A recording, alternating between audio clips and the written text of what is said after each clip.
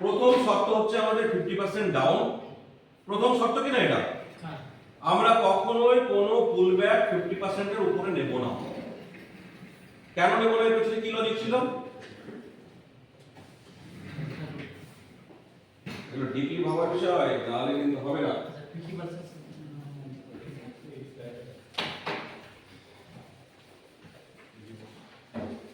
প্রত্যেকটা আপ ট্রেন্ডের সময় আমরা কি বলেছিলাম, প্রত্যেকটা ওয়েবে আগে 50% বার করব বলেছিলাম। 50% কে আগে বার করব, 50% বার করার পরে 50% এর নিচে আমাদের ট্রেড প্ল্যান করতে হবে।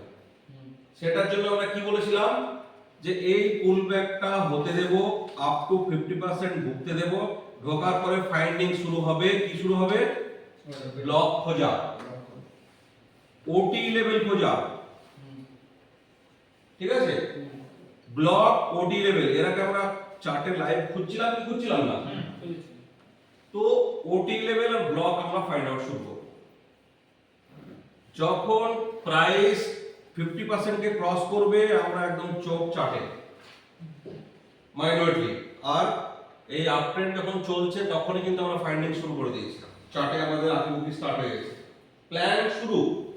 ট্রেড নেওয়াটা 1 সেকেন্ডের কাজ, কাটাটা 1 সেকেন্ডের কাজ, কিন্তু এই 1 সেকেন্ড 1 সেকেন্ড 2 সেকেন্ডের কাজ করতে আমাদেরকে 2-3 দিন লাগতে পারে, 2-3 ঘন্টা লাগতে পারে। সেই কাজটা হচ্ছে এই প্ল্যানিং গুলো করা, কারেক্ট? তো আমরা যখন এই ওয়েভটা বানছে, হাই করছে, রেজিস্ট্যান্স এরিয়াতে ঢুকছে, আমরা শুরু করব আমাদের প্ল্যানিং, যে এই ওয়েভের 50% কোথায়, তো এখানে। তার নিচে ব্লক কোথায় কোথায় আছে, তো দেখা যায় 3খানা। ওটি কোনটা হচ্ছে, তো সর্ব উত্তম হচ্ছে কি এইটা, তাই তো? একদম ওটিতে পড়ছি, অপটিমাম এন্ট্রি আমাদের এখানে হবে। তাহলে আমরা ওয়েট করব, যদি দেখা যায় যে ট্রেড এখান থেকে ঘুরে পালায়, তো আমাদের এখানেও একটা এন্ট্রি আছে। যদি দেখা যায় যে মার্কেট এখানে আসছে, তাহলে আমাদের এখানে একটা এন্ট্রি আছে, কারেক্ট কি না? তো আমরা তখন ওটি লেভেলে পেলে বেস্ট এন্ট্রি পাবো, আদারওয়াইজ 50% এর নিচে যেখানে আমরা ব্লক ফাইন্ড আউট করতে পারবো সেখানে কিন্তু আমরা এন্ট্রি পাবো। ঠিক আছে, তো এইটা হচ্ছে ডাইরেকশন কি, আপওয়ার্ড। ট্রেড কোন দিকে প্ল্যান করছি, আপওয়ার্ড নাকি এইখান থেকে। এবার একটা কথা বলি, মানে একটা মজার বিষয়, একটু রেকর্ড করতে হবে আবার, একটু অফ করো। এটা এখানে ঘুরে বরং করে এখানে চলে গিয়ে এখান থেকে রিটেস্টমেন্ট নিচ্ছে, হতে পারে কি না? হতে পারে কি হতে পারে না? তো আমি যদি ট্রেন্ডের বিপরীতে ট্রেড নেই, তাহলে আমার ফাঁসার সম্ভাবনা 99%। কিন্তু যদি আমি ট্রেন্ডের দিকে ট্রেড নিই, তাহলে আমার ফাঁসার সম্ভাবনা কম, অ্যাজ ওয়েল অ্যাজ এসএল কম। ক্লিয়ার? তো ওখান থেকে মেসেজ এটাই ছিল। আদারওয়াইজ তোমার যদি থাকে তাহলে তুমি নাও, মানে যাই থাকে, এখন আমি ভাষায় করে করছি না। তো এইটা হচ্ছে বিষয়। অনেক ট্রেডার আছে যারা যখন মার্কেট এভাবে উঠতে থাকে, সেলের প্ল্যান করতে ব্যস্ত থাকে। মার্কেট প্রচুর উঠে গেছে, কমন সাইকোলজি কি বলে, এবার তো একটু নামতেই হবে, এতটা উঠেছে একটু তো নামতেই হবে, কমন সাইকোলজি। কিন্তু আমি কিছু পেয়ারে ট্রেড করি, বিশেষ সব পেয়ারে করি না, যেমন গোল্ড, ওসব কথা শোনেই না। ওই গেল এখান থেকে হালকা মনে হচ্ছে নামবে, সেল মারলাম, আবার তুলে দিলাম, আবার মনে হচ্ছে নামবে, ও ট্রেড করে। গেল এটা হয় বললে, যখন আপ ট্রেন্ড ধরে নেয়, আর এই কদিন তো মানে আপ ট্রেন্ড তো কোন আপ ট্রেন্ড, মানে গোল্ড যা চলছে তা মনে হচ্ছে মানুষকে আর সোনা দানা কিনতে হবে না, ঠিক আছে, সোনা ভুলে যেতে হবে। তো তো হায়ার হাই মেরেই চলে যাচ্ছে। তাহলে এই সব জায়গাতে যারা ওই ধরনের কাউন্টার ট্রেড পছন্দ করে, যে প্রচুর উঠেছে এবার তো একটু নামবে, তারা মরে যাবে কি মরে যাবে না? প্রচুর অ্যাকাউন্ট ভ্যানিশ হয়ে গেল গোল্ডে। কারণ এত হাই মেরেছে, এত হাই মেরেছে, ওই লজিক টিকছে না যে এবার তো একটু নামবে, নামছে ওর না, ও উঠেই যাচ্ছে প্রত্যেকবার। ঠিক আছে কিনা? তো অলওয়েজ আমরা ট্রেড প্ল্যান করব towards BMS, toward BOS, towards trend. যেদিকে ট্রেন্ড আছে সেদিকে আমরা ট্রেড প্ল্যান করব, তাতে দরকার হলে সময় লাগুক, আমরা ওয়েট করব। ক্লিয়ার? মার্কেটে আরেকজন মহান ব্যক্তি ট্রেডার, তার একজন একটা কথা বলি, আমার না, তাদের আমার ক্রেডিট দেওয়ার কিছু নেই, একজন ব্যক্তির কথা, সেটা হচ্ছে অনলি 10%, মানে পুরো ট্রেডিং বিষয়টাকে যদি আমি 100% ধরি, তাহলে বলছে অনলি 10% হচ্ছে বাই অথবা সেল করা।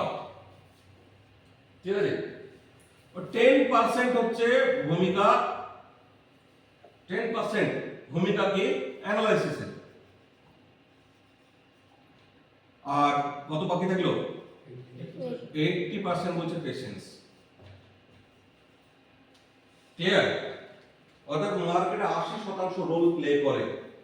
একটা ট্রেড নেওয়া থেকে কাটা পর্যন্ত যদি 100% ধরা হয়, তো তার মধ্যে 80% রোল প্লে করছে ধৈর্য, পেশেন্স, আর 10% অ্যানালাইসিসে সময় লাগবে। আমাকে দিলে আমার 10 মিনিট লাগবে একটা ট্রেডকে প্ল্যান করতে, কেন জানা বোঝা হয়ে গেছে। কিন্তু ওই জায়গাতে আসতে গেলে এবার কি লাগবে? ধৈর্য। যারা ধৈর্য ধরবে না তারা ফোমো বাই বা ফোমো সেলে ঢুকে পড়বে। ফোমো মানে কি? ফোমো শব্দটা ট্রেডে ব্যবহার করা হয়। ফোমো কি? Fear of missing out. FOMO ট্রেডে ম্যাক্সিমাম ব্যক্তি প্রচুর টাকা লস করে, এটাও জেনে রাখা উচিত, তাই এটাও টাচ করে দিচ্ছি। ফোমোটা ম্যাক্সিমাম মানুষকে, ওই যাদের 80% ধৈর্য দেখায় না তারা ওই ফোমো ট্রেড নিয়ে নেয়, নেওয়ার ফলে তারা মার্কেটে প্রচুর লস করে। কিভাবে? সাপোজ একটা আপ ট্রেন্ড চলছে, ঠিক আছে কিনা? এই আপ ট্রেন্ডে দেখা যাচ্ছে মার্কেট এখানে এসছে, এই স্ট্রাকচারটা সাপোজ 30 মিনিটের ক্যান্ডেলে দেখাচ্ছে। ক্লিয়ার? এই স্ট্রাকচারটা যে ওয়েব, এটা 30 মিনিটসের ক্যান্ডেলে দেখাচ্ছে। ম্যাক্সিমাম ট্রেডারদের আবার একটা অভ্যাস আছে, সেটা হচ্ছে 1 মিনিটের পাসওয়ার্ডকে ফলো করা। তো 1 মিনিটের স্ট্রাকচার কি হয়েছে? ব্রেক হয়ে আসছে, এখান থেকে চেঞ্জ অফ ক্যারেক্টার হয়ে গেছে, ঠিক আছে? 1 মিনিটে চেঞ্জ অফ ক্যারেক্টার, যারা একটু বুঝেছে অল্পবিদ্যা ভয়ঙ্কর টাইপ, চেঞ্জ অফ ক্যারেক্টার হয়ে গেছে, মার্কেট আপসাইড প্ল্যান করতে লেগেছে, ঠিক আছে?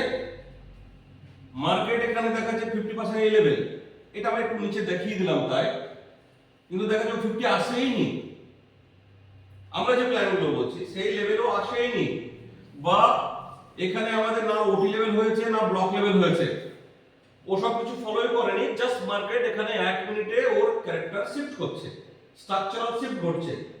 ও দেখছে এই ট্রেড তো আমি আর পাবো না, আর এতক্ষণ একটা ভালো আপ ট্রেন্ডও দেখে নিয়েছে মার্কেটে। তাহলে যখন ভালো আপ ট্রেন্ডে মার্কেটে ছুটতে রান করতে শুরু করে, তাহলে এক ধরনের ট্রেডারের মেন্টালিটি কি হয়? ইস, মুভটা পেলাম না, মুভটা হাতছাড়া হয়ে গেল।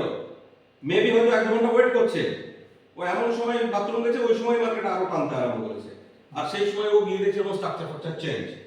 ও দেখছে ট্রেডটা মিস হয়ে যাবে, আমি ট্রেডটা পাবো না, এতক্ষণ ধরে ওয়েট করছি, এখানে এন্ট্রি নিয়ে নেবে স্ট্রাকচার চেঞ্জ।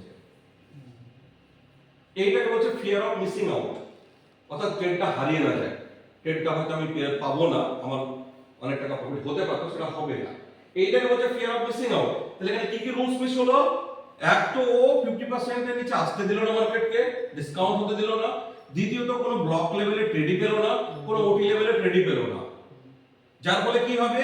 এইখানে যদি কেউ বাই এন্ট্রি নেয় তাহলে তার এসএল কোথায় হবে? এখানে, যেটা একটা হিউজ এসএল। আমি যদি এখানে ট্রেড পেতাম তাহলে আমার এসএল কত হতো? এইটুকু। কিন্তু এখানে যদি বাই করে এসএল কত হবে? এতটুকু। এতটা এসএল কেউ সহ্য করতে পারবে? তখন ওই বান্দা যে fear of missing out trade নিয়ে ফেলেছে, না পারবে গিলতে, না পারবে রাখতে। ওর যেমন যেমন নামবে তেমন তেমন ওর হৃৎপিণ্ড বাড়বে। এগুলো ট্রেডারদের হয়, যারা এখানে প্র্যাকটিক্যালি ট্রেড করেছে তাদের এই ঘটনাগুলো ঘটে, ঠিক আছে কিনা? তো ফিয়ার অফ মিসিং আউটে অনেক সময় ফাঁসে। মূল বিষয় কি ছিল আমাদের? মূল বিষয় ছিল আমরা ট্রেন্ডের দিকে ট্রেড প্ল্যান করব, নাকি ট্রেন্ডের বিপরীতে। ক্লিয়ার? এসএমএস হবে আমরা ট্রেন্ড থেকে সরার চেষ্টা করব বা ওয়েট করব। এসএমএস যখন হবে তখন আমরা ভাববো যে মনে হয় ট্রেন্ডের কিছু চেঞ্জেস এবার আসতে পারে, দেন আমাদেরকে কি হতে হবে? সাবধান হতে হবে। কমপ্লেক্স স্ট্রাকচার যখন চেঞ্জ হয়ে যাবে, দেন আমরা রিভার্সাল ট্রেডের প্ল্যানে যাব। এখানে ক্লিয়ার? এবার নেক্সট যে বিষয়টা আসবে, আমরা এবার যেটা দেখব সেটা হচ্ছে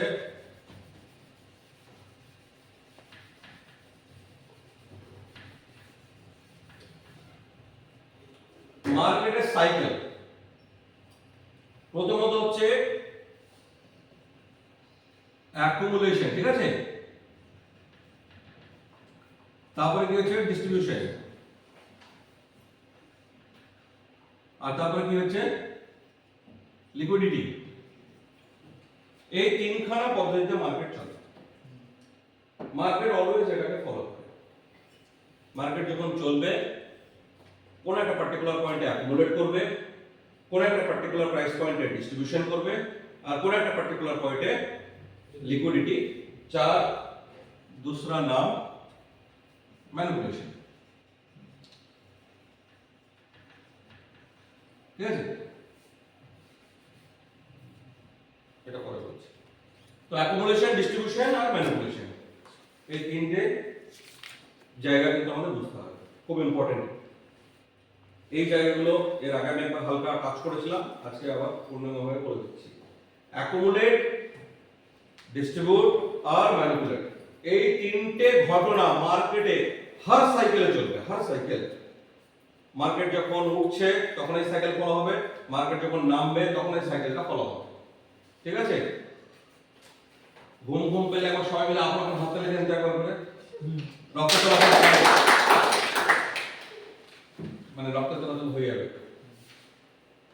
তো অ্যাকুমুলেশন, ডিস্ট্রিবিউশন আর ম্যানিপুলেশন, আমরা এই জায়গাগুলোকে ভালো করে বুঝবো আজকে। ঠিক আছে, আজকে এটা বিশেষ ম্যাটার, আমাদের এটা বুঝতে হবে। তো অ্যাকুমুলেট কখন হয়? অ্যাকুমুলেট মানে এটা কি? একত্রিত হওয়া। ভেরি গুড, একদম পিওর বাংলা। একত্রিত হওয়া। কি একত্রিত হওয়া? অর্ডারস। কি orders? Maybe buy, maybe sell, vice versa হবে। কারণ আমাদের হাতে দুটোই রাস্তা, এক আপ এক ডাউন। তো আপের অ্যাকশন আসবে, ডাউনের অ্যাকশন শুধু রিভার্স হয়ে যায়। ঠিক আছে, যেটা অ্যাকুমুলেশন সেটা কোন এক সময় ডিস্ট্রিবিউশন হয়ে যায়, যেটা ডিস্ট্রিবিউশন সেটা কোন এক সময় অ্যাকুমুলেশন। ক্লিয়ার? শুধু আমরা পরিস্থিতি পাল্টাবো, আর কিছু না, ক্ষেত্র পাল্টাবো। তো সাপোজ মার্কেট ডাউন আসছে, একটা লম্বা ট্রেন্ড দিয়ে ডাউন আসছে। ট্রেন্ড হওয়ার পরে মার্কেট কি করে? এক সময় সাইডওয়েজ করে কিনা? এটা মার্কেটের হরেক মার্কেটের ফেজ, যে মার্কেটে যাবেন সে মার্কেটের ফেজ এটা হতেই হয়। এইটাকে আমরা সাইডওয়েজ মার্কেট বলি বা কনসলিডেশন মার্কেট বলি। বলি কিনা? যে মার্কেট কনসলিডেশন ফেজে আছে বা সাইডওয়েজ ফেজে আছে। ক্লিয়ার? যে যেমন ভাষা ইউজ করেন, নো ইস্যু। তো মার্কেট পার্টিকুলার প্রাইস পয়েন্টে মেবি এটা কোন একটা ডিমান্ড এরিয়া হতে পারে, হতে পারে কিনা? বা মেবি এটা কোন সাপ্লাই হতে পারে। কোশ্চেন এলো না, সাপোর্ট কি? আমি বলছি সাপ্লাই, এর ডিমান্ড লিখেছি, তো অ্যাজ ওয়েল অ্যাজ এটা সাপ্লাই এরিয়া হতে পারে। কি করে হতে পারে? কন্ট্রাডিক্ট কথা হয়ে গেল না? এখানে বাইরে ছিল প্রেজেন্টকে ডাকছে। আর আমার এই কথাটাকে এস্টাবলিশ করতে হবে, কি করে করব? আমি বলছি এই পয়েন্টটা আইদার সাপ্লাই হতে পারে অ্যাজ ওয়েল অ্যাজ ডিমান্ডও হতে পারে। তো ডিমান্ড কখন হয়? নিচে যখন প্রাইস নামছে ডিমান্ড ক্রিয়েট হবে। সাপ্লাই কখন হয়? বেসিক্যালি উপরে হয়। তো এই জায়গায় একই জায়গাতে সাপ্লাই বা ডিমান্ড বলছি কেন? যদিও এই আজকের বিষয় নয়, কিন্তু চেক করার জন্য বলছি এটা কেন কখন হতে পারে। প্রিভিয়াস চার্টটা দেখতে হবে। Exactly, good. দেখা যাচ্ছে মেবি এর প্রিভিয়াস চার্টে এখান থেকে বড় ফল এসেছিল এই লেভেল থেকে, কোন এক সময় এখান থেকে বড় সাপ্লাইও করেছে প্রিভিয়াসে, রিসেন্টলি ডিমান্ড বাড়িয়েছে, কিন্তু দেখা যাচ্ছে প্রিভিয়াস অনেক প্রিভিয়াস এখান থেকে একটা বড় সাপ্লাই এসেছে। তো এটা সাপ্লাই বিকাম ডিমান্ড হতে পারে, যেমন সাপোর্ট বিকাম রেজিস্ট্যান্স হয়ে যায়, রেজিস্ট্যান্স বিকাম সাপোর্ট হয়ে যায়, সেই রকম কখনো কখনো সাপ্লাই বিকাম ডিমান্ড হয়ে যেতে পারে, ডিমান্ড বিকাম সাপ্লাই হয়ে যেতে পারে। যে কারণে এর আগের ক্লাসে আমি একটা জিনিস বোঝাতে চেষ্টা করেছিলাম যে কনসলিডেশন যে এরিয়া, এই এরিয়াতে আমি কি বলেছিলাম মনে আছে প্রিভিয়াস ক্লাসে? নতুন বায়ার দেখে ইনভেস্ট করে করার জন্য মানে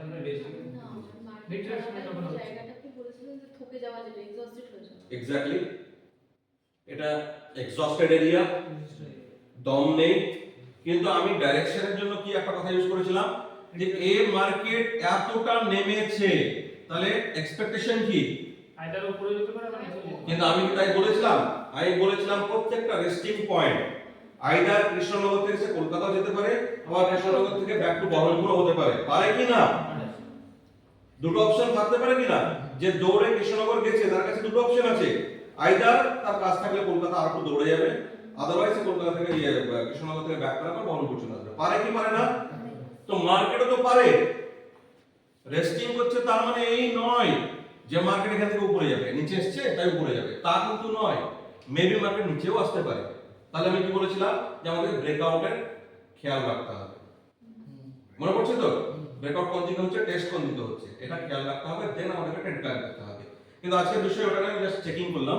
এবার আমি যেটা বলতে চাইছিলাম যে যখন মার্কেট এই ধরনের সিচুয়েশনে কোন পার্টিকুলার প্রাইস পয়েন্টে রেঞ্জিং এ চলে যায়, সাইডওয়েজ চলে যায়, সেই মুহূর্তে মার্কেট কি করে?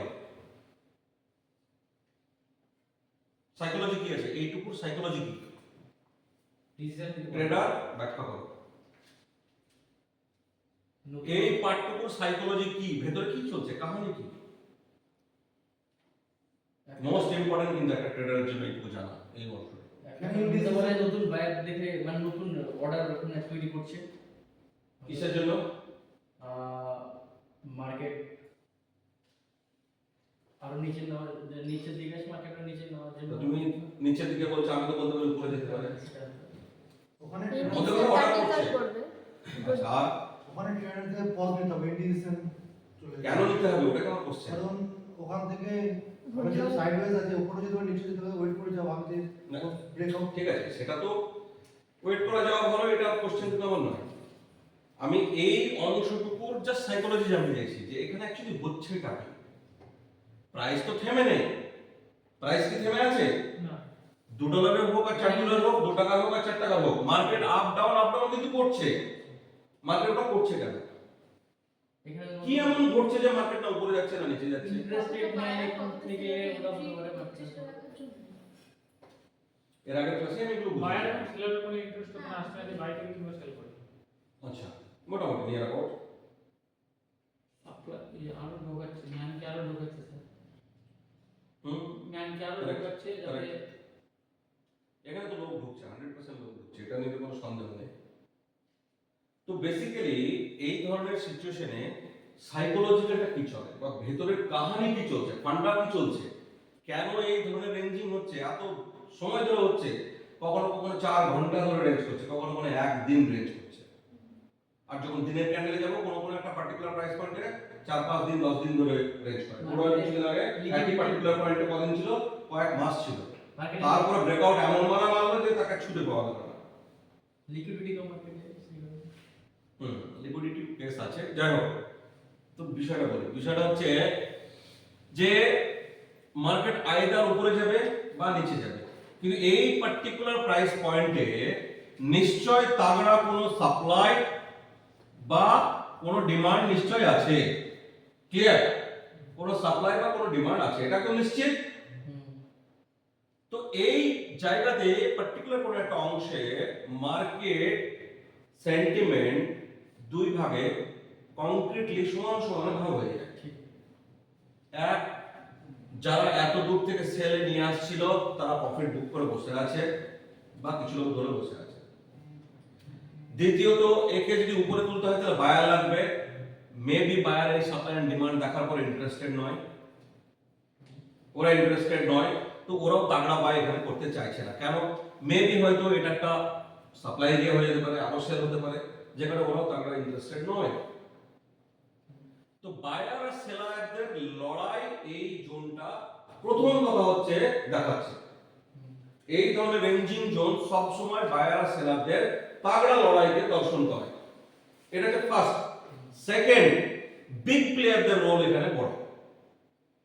ছোট প্লেয়াররা ইনডিসিশনে ভুগছে, দ্বিধাভক্ত হয়ে গেছে, কেউ ভাবছে এখান থেকে সেলে যাবে, কেউ ভাবছে এখান থেকে বাইরে যাবে, তো ওরা দ্বিধা বিভক্ত হয়ে আছে। ঠিক আছে কিনা? তো ওদের ডিসিশন কার্যকরী আসছে না, কারণ ওরা মার্কেটকে খুব একটা ওপর নিচ করাতে পারে না। তাহলে বিগ প্লেয়ারদের প্ল্যানিং এই জায়গায় থাকতে পারে। বিগ প্লেয়ারদের প্ল্যানিং কি? সবাইকে ঢুকিয়ে এক্স্যাক্টলি আউট করবে, ট্র্যাপিং। গুড। ট্র্যাপিং করছে। সাইকোলজিক্যালি বিগ প্লেয়াররা এই সমস্ত এলাকাতে সবথেকে বেশি অ্যাক্টিভ হয়। এই এরিয়াটা হচ্ছে বিগ প্লেয়ারদের এরিয়া, যে কারণে অলওয়েজ আমরা কনসলিডেশন বা রেঞ্জিং এরিয়া থেকে দূরে থাকি। স্ক্যাল্পিং প্রচুর হবে, আপ ডাউন প্রচুর পয়সা দেয়। যারা স্ক্যাল্প করে তারা এইসব এলাকা পছন্দের এলাকা। কেন? ও একবার আপেও যাবে, একবার নিচেও আসবে, আর একবার উপরে গিয়ে সেল মারবে, একবার নিচে গিয়ে বাই মারবে। ওদের তো পয়সাই পয়সা। সাপোর্ট রেজিস্ট্যান্স হিসেবে হ্যাঁ, ওরা একটা গন্ডি টেনে নেয় এরকম দাগ, যে এখানে আসবি তো লে বাই, এখানে আসবি তো লে সেল, ওরা খুব করে। ঠিক আছে, কিন্তু যারা বড় ট্রেডার, যারা বিগ ট্রেডার, তারা এখান থেকে কিন্তু দূরে সরে যায়। তো এক তো পার্টিসিপেশন কম হচ্ছে, দ্বিতীয়ত বিগ প্লেয়ারদের প্ল্যানিংও হচ্ছে। কি প্ল্যানিং হচ্ছে? প্রথমত হচ্ছে এখানে যদি বিগ প্লেয়ারদের সেল হয়ে থাকে তাহলে ভলিউম কি হবে? হাই হবে কি না? সেটা কি কেন ওরা মার্কেট নামাচ্ছে, মিন্স ওদের ভলিউম তো হাই আছে।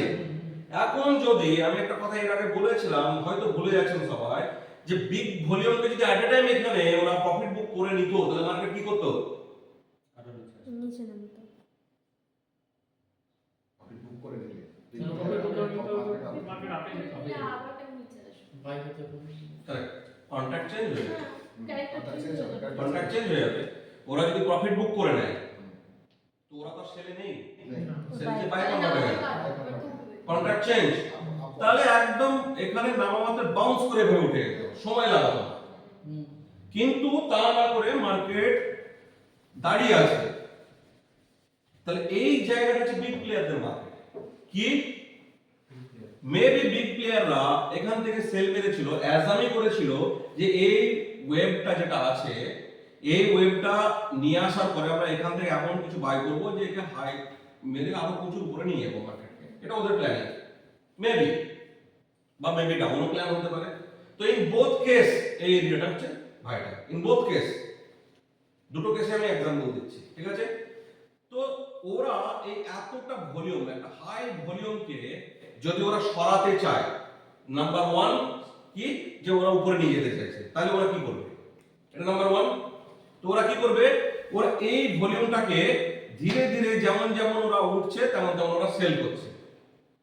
এমন সেল করছে যাতে গন্ডি পার না হয়, সেল করছে ম্যাক্সিমাম রিটেল। আবার এখানে সেল, সরি, ওরা তো সেল করেছিল, বাই করছে এখানে, ঠিক আছে, বাই করছে, বাই করতে করতে মার্কেট উপরে যাচ্ছে, এখানে রিটেলারদের সেল করছে।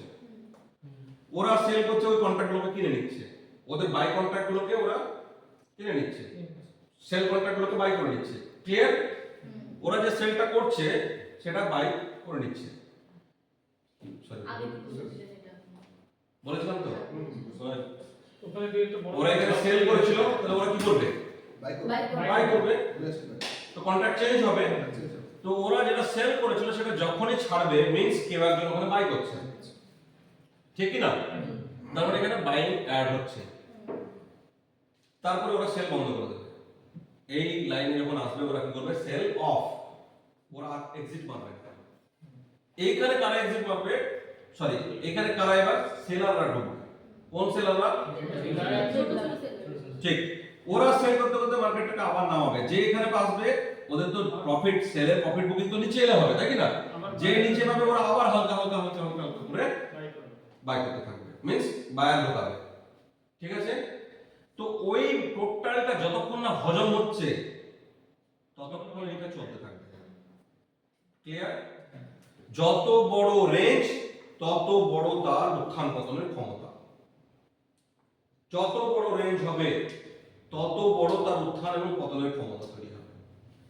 এট এ টাইম এই পিরিয়ডটা, একটা উদাহরণ দিয়ে যেমন বললাম যে সেল এখানে করেছিল, তারা এখানে টুক করে প্রফিট বুকিং শুরু করেছে, এটা বিগ প্লেয়ারদের কাহিনী। কিন্তু বিগ প্লেয়ার, অ্যানাদার বিগ প্লেয়ারের কাহিনী আছে। বিগ প্লেয়ার তার সমষ্টিগত একাই নয়, কানাডার এক দল আছে, তো আমেরিকার এক দল আছে, তো অস্ট্রেলিয়ার এক দল আছে, তো ইন্ডিয়ার এক দল আছে, আছে কি না? বিগ প্লেয়ার তো প্রচুর। তো কেউ কেউ মেবি এখানে বাইং প্ল্যান করছে, হতে পারে কি না? তো বাইং প্ল্যান অলওয়েজ, আচ্ছা এই ফাঁকে ইন্ডিয়াতে একটু ঢুকি। সেবি রুলস কি বলছে? যে এট এ টাইম হিউজ অর্ডার কেউ মারতে পারবে না, জানা আছে? এটা আমেরিকান মার্কেটে সব মার্কেটেই আছে, কিন্তু ফরেক্সে নেই, ফরেক্সে ওপেন, ফরেক্সে কোনো রকম বাধা নেই, কিন্তু সেবির আছে কথা। অ্যাডভান্স সেবিকে আগে জানাতে হবে। রিলায়েন্স সাপোজ এট এ টাইম প্রচুর কোয়ান্টিটিতে ওর শেয়ার ছাড়বে, বিক্রি করবে, তো পারবে না, ওকে সেবির পারমিশন নিতে হবে যে আমি আমার শেয়ার এত কোয়ান্টিটি, হিউজ কোয়ান্টিটিতে সেল করব। কেন কেন সেবি করে এটা? কারণ কি? কমন সেন্স, হ্যাঁ মার্কেট ক্র্যাশ আর কিছু কমন কোশ্চেন, কমন সেন্সের কোশ্চেন। আমাদের ইন্ডিয়ান মার্কেটে তো আর কোটি কোটি লোক লেগে নেই, ইন্ডিয়ান লোকরাই আছে। এফআইআই তো যদি এফআইআর আছে ওদের ছাড়া, ওদের ভূমিকা আলাদা। যদি রিলায়েন্স একটা হিউজ কোয়ান্টিটি শেয়ার সেল করে দেয় তাহলে মার্কেটে কি হবে? ক্র্যাশ। কেন? রিলায়েন্স লিডার, কোন একটা সেগমেন্টে লিডার তো, ঠিক কি না? এখন যদি এইচএসবিসি ব্যাংক বা আমাদের এইচডিএফসি ব্যাংক বা অ্যাক্সিস ব্যাংক এরা যদি হিউজ কোয়ান্টিটিতে সেল করে তাহলে ও তো একটা লিডার, ব্যাংকিং সেক্টরের লিডার। তো লিডার যদি আউট হয়ে যায় পুরো সেক্টর ধসে যাবে, ক্র্যাশ হয়ে যাবে, আর ওকে দেখা থেকে আদার সেক্টর ক্র্যাশ হবে। তো মার্কেটে কি হবে? ক্র্যাশ সিচুয়েশন আসবে, অর্থনৈতিক দিক দিয়ে ভারতের পক্ষে মঙ্গলজনক নয়। তাহলে কি করতে হবে? বিগ প্লেয়ারকে যদি সেল বা বাই করতে হয় উইথ হিউজ কোয়ান্টিটি তাহলে প্রায়র পারমিশন সেবি লাগবে। ক্লিয়ার? তখন সেবি কি করবে? ব্লক অর্ডার বানাবে যে তুমি এত এত ব্লকে ছাড়ো, তবে একটা পার্টিকুলার প্রাইস পয়েন্টে যাবে, ছাড়ো অ্যাবজর্ব করো, ছাড়ো অ্যাবজর্ব করো, এটা হচ্ছে রুলস। এটা ক্লিয়ার হয়েছে? তো সিমিলারলি এই ব্লক অর্ডার এখানে যখন তৈরি হবে তো ওদের নিয়ম হচ্ছে এখানে যেহেতু কেউ আটকায় না কিন্তু ওদের নিজেদের স্বার্থে যদি এখানে সাপোজ $10 বিলিয়ন ও ইনভেস্ট করে দিল বাই, তো মার্কেট এইভাবে ছুটবে, রকেট হয়ে যাবে। আর ওর এন্ট্রি প্ল্যানিং ছিল 50 বিলিয়ন,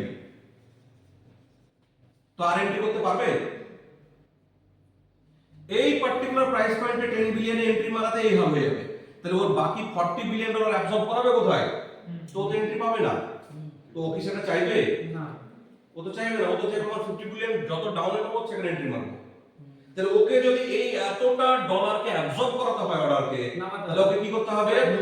এই বারবার আপ ডাউন, যতবার ডাউন আসবে ততবার এন্ট্রি মারবে, হয়তো মেবি 1 বিলিয়ন এন্ট্রি, আবার ধীরে ধীরে ধীরে মার্কেট গেল, আবার ওরা নিয়ে আসলো, আবার এন্ট্রি, আবার মার্কেট। বোঝাচ্ছে সাইকেলটা?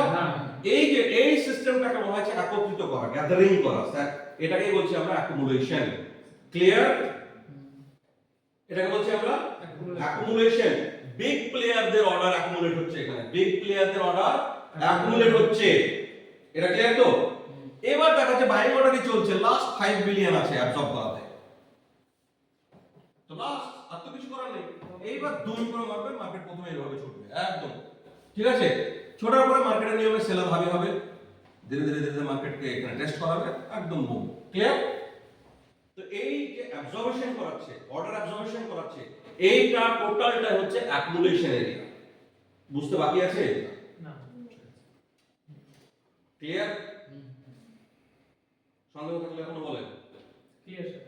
এটাই ডিস্ট্রিবিউশন, আর কিছু না। কখন? নিচে ডাউন ট্রেন্ডে ছিল তখন মার্কেট আপ ট্রেন্ড, উপরে গিয়ে খেলা থাকে, ঠিক আছে? তো অ্যাকুমুলেশন ডিস্ট্রিবিউশন জাস্ট বাইরে রাস্তা। ওখানে কি হবে? যেটা আমি একটু আগে এটা বলছিলাম, ডিস্ট্রিবিউট করছিল, আমি এই থিওরিটা দিলাম অ্যাকুমুলেশনের জন্য আর এটা দিয়েছিলাম ডিস্ট্রিবিউশনের জন্য। এটাই উল্টো করে দেয়, যখন এরকম হায়ার পজিশনে গিয়ে রেঞ্জিং করতে শুরু করবে এই এরিয়াটা হবে ডিস্ট্রিবিউট করছে, ওর বাইং অর্ডারটা ডিস্ট্রিবিউট করে দিচ্ছে, তাহলে সেল। বোঝা গেল কিনা? যখন বাইরে ছিল তখন তো এটাই হচ্ছে অ্যাকুমুলেট করা, অর্ডার কালেক্ট করা এন্ট্রির জন্য, আর কোন জায়গায় আমি অলরেডি অর্ডারে আছি আমি ওটাকে ছাড়বো। তো এক চান্সে যদি ছেড়ে দেয় এখানে ও হুট করে মার্কেট পড়ে যাবে, তো এইখান থেকে ও করেছিল বাই, তো এই বাইটা এতদূর নিয়ে গেছে, একবার হুট করে ঢোকাতে এতদূর পড়ে গেছে, তো ও বাকি অর্ডার কি করবে? ছাড়তে পারবে? তাহলে ও লস হবে না লাভ হবে? তাহলে ও কি চাইবে যে আমার লস হোক? তাহলে ও কি করবে? এখানে স্টে করাবে, আস্তে আস্তে আস্তে আস্তে ও টোটাল অর্ডারকে ওখানে ডিস্ট্রিবিউট করে দেবে, কাদের মধ্যে? বায়ারদের। বোঝা গেল? অর্ডার ডিস্ট্রিবিউশন চলবে। কতক্ষণ চলবে? যতক্ষণ এই ব্যাটাতে শেষ হচ্ছে ততক্ষণ আমরা মার্কেটে হ্যাঁ যাবে। কনসেপ্ট ক্লিয়ার না ক্লিয়ার নয়? স্যার তো ওটা তো স্যার আপ মুভমেন্ট হচ্ছে, সে ডাউন তো হতে পারে স্যার। হ্যাঁ, ম্যাটার তো এটাই, আপনাকে জাস্ট ভাবতে হবে এদিকে ওদিকে, আর কিছু না। মেন ম্যাটারটা ক্লিয়ার কি না? এবার উপরে নিচে ভেবে নেন না, ভাই ভাষা জিনিস একই জিনিস বারবার বলে দিলাম। আমরা তো আগেই বলেছি আমরা দুই রকম মার্কেটে আছি, একটা আপ ট্রেন্ড মার্কেট, একটা ডাউন ট্রেন্ড মার্কেট, ঠিক কি না? তো আপ ট্রেন্ড একটা কাহিনী হবে, ডাউন ট্রেন্ড আর একটা কাহিনী হবে। যেটা অ্যাকুমুলেশন এরিয়া সেটা ডিস্ট্রিবিউশন এরিয়া হতে পারে, হ্যাঁ, যেটা অ্যাকুমুলেশন এরিয়া সেটা ডিস্ট্রিবিউশন এরিয়া হতে পারে, যেটা ডিস্ট্রিবিউশন এরিয়া সেটা অ্যাকুমুলেশন এরিয়া হতে পারে। কিন্তু কি হচ্ছে এর রেজাল্টটাকে দেবে ব্রেকআউট যেদিকে হবে। তখন আমরা বুঝবো যে এটা বুলেট করবো না ডিস্ট্রিবিউট না। বোঝা যাচ্ছে না কথাটা? বোঝা যাচ্ছে কিনা? এটার জন্য প্রিভিয়াসকে দেখলে তো সেটাকে হ্যাঁ, প্রিভিয়াস তো দেখতে হবে প্লাস ব্রেকআউট দেখতে হবে যে ও ব্রেকআউট কোন দিকে করতে পারবে। যদি ডাউন ট্রেন্ডে আসার পরে আবার আপে যায় তাহলে জানতে হবে এটা অ্যাকুমুলেট হয়ে গেছে। আর যদি এরকম আসার পরে নিচে যায় তাহলে জানতে হবে ডিস্ট্রিবিউট হয়ে গেছে। ঠিক আছে কিনা? তো এটা ক্লিয়ার, কনসেপ্ট ক্লিয়ার? তো এটা ছিল অ্যাকুমুলেশন ডিস্ট্রিবিউশন। এবার ভাইটাল পার্ট, এটা হচ্ছে ম্যানিপুলেশন, লিকুইডিটি হান্টিং। লিকুইডিটি হান্টিং ম্যানিপুলেশন মার্কেটের একটা অঙ্গ, সব মার্কেটে ঘটে। কেন ঘটে? বিহাইন্ড লিকুইডিটি যে বিষয়টা রয়েছে, কাহিনীটা কি? আবার সে বিগ প্লেয়ারদের কাহিনী আসবে। জিনিসটা কাহিনীর মতো করে পড়ছি আমরা, কিন্তু এটা কাহিনী নয়, এইটাই আসল চরিত্র। এটাই যদি আমরা বুঝে নিই না, আবার ব্রেক লাগবে নাকি? এখন তো বলেছে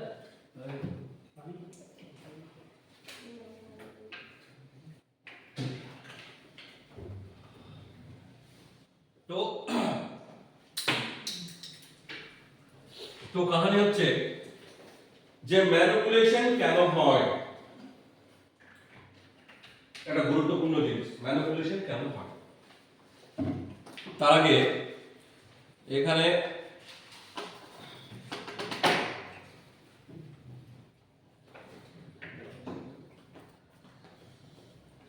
এইটা পড়ো সবাই। কই গো?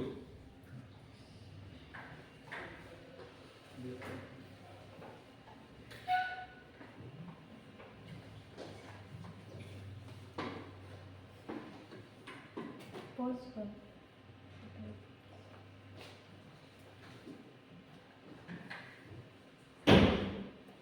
একটু খটামটো লাগতে পারে, বাট এটা আমরা এক্সপ্লেন করব, কিন্তু বিষয় এটা প্রত্যেকে এটা পড়তে হবে। বলছে the liquidity is defined by stop losses. Liquidity কে আমরা কিভাবে ডিফাইন করব? যদি কোশ্চেন করি হোয়াট ইজ লিকুইডিটি, তো লিকুইডিটি কে আমরা ডিফাইন করব স্টপ লস দিয়ে, সাথে আরো কিছু অ্যাডিশন হবে আমি পরে বলছি। তো liquidity kind of stop losses, where the stop losses exist is where the liquidity also exists. যেখানে স্টপ লস এক্সিস্ট করছে সেখানে লিকুইডিটি এক্সিস্ট করছে। ক্লিয়ার? আর কি বলছে? Smart money need to activate the stop loss of existing orders. Previous যে order already লেগে আছে তাদের স্টপ লস কেও অ্যাক্টিভেট করতে হবে, as well as new order, সেগুলো স্টপ অর্ডার বলা হয়, লিমিট অর্ডার বলা হয়, সেগুলো দেখব in the market so that they can place their position in the market. ওদেরকে অ্যাক্টিভেট করে দিয়ে নিজের পজিশনকে অ্যাডিং করা, this is called liquidity manipulation. Clear? এটা হচ্ছে manipulation.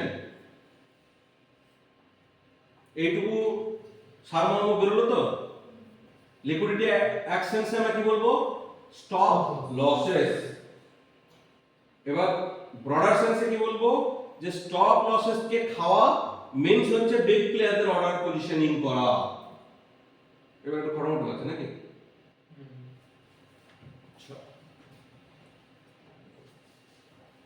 The banks manipulate the price. Banks বলছে, মেবি ইনস্টিটিউট হতে পারে, বিগ প্লেয়ার তো অনেকেই হয়, শুধু তো ব্যাংক হয় না, ব্যাংকস হতে পারে, অনেক বড় বড় ইনস্টিটিউশন হতে পারে। The banks manipulate the price. প্রাইসকে ম্যানিপুলেট করে কিভাবে দেখাচ্ছি? Because of liquidity. But why? Banks negotiate large trading volume. ব্যাংকে প্লেস করতে হয় হাই ভলিউম। আপনার আমার ক টাকা? $200, $500, $1000। $1000 অ্যাকাউন্ট মানে তো আমরা মনে করি বিরাট ইনভেস্টমেন্ট করে বসে আছি, ঠিক আছে কিনা? তো ব্যাংকের ইনভেস্টমেন্ট কিসে হয়?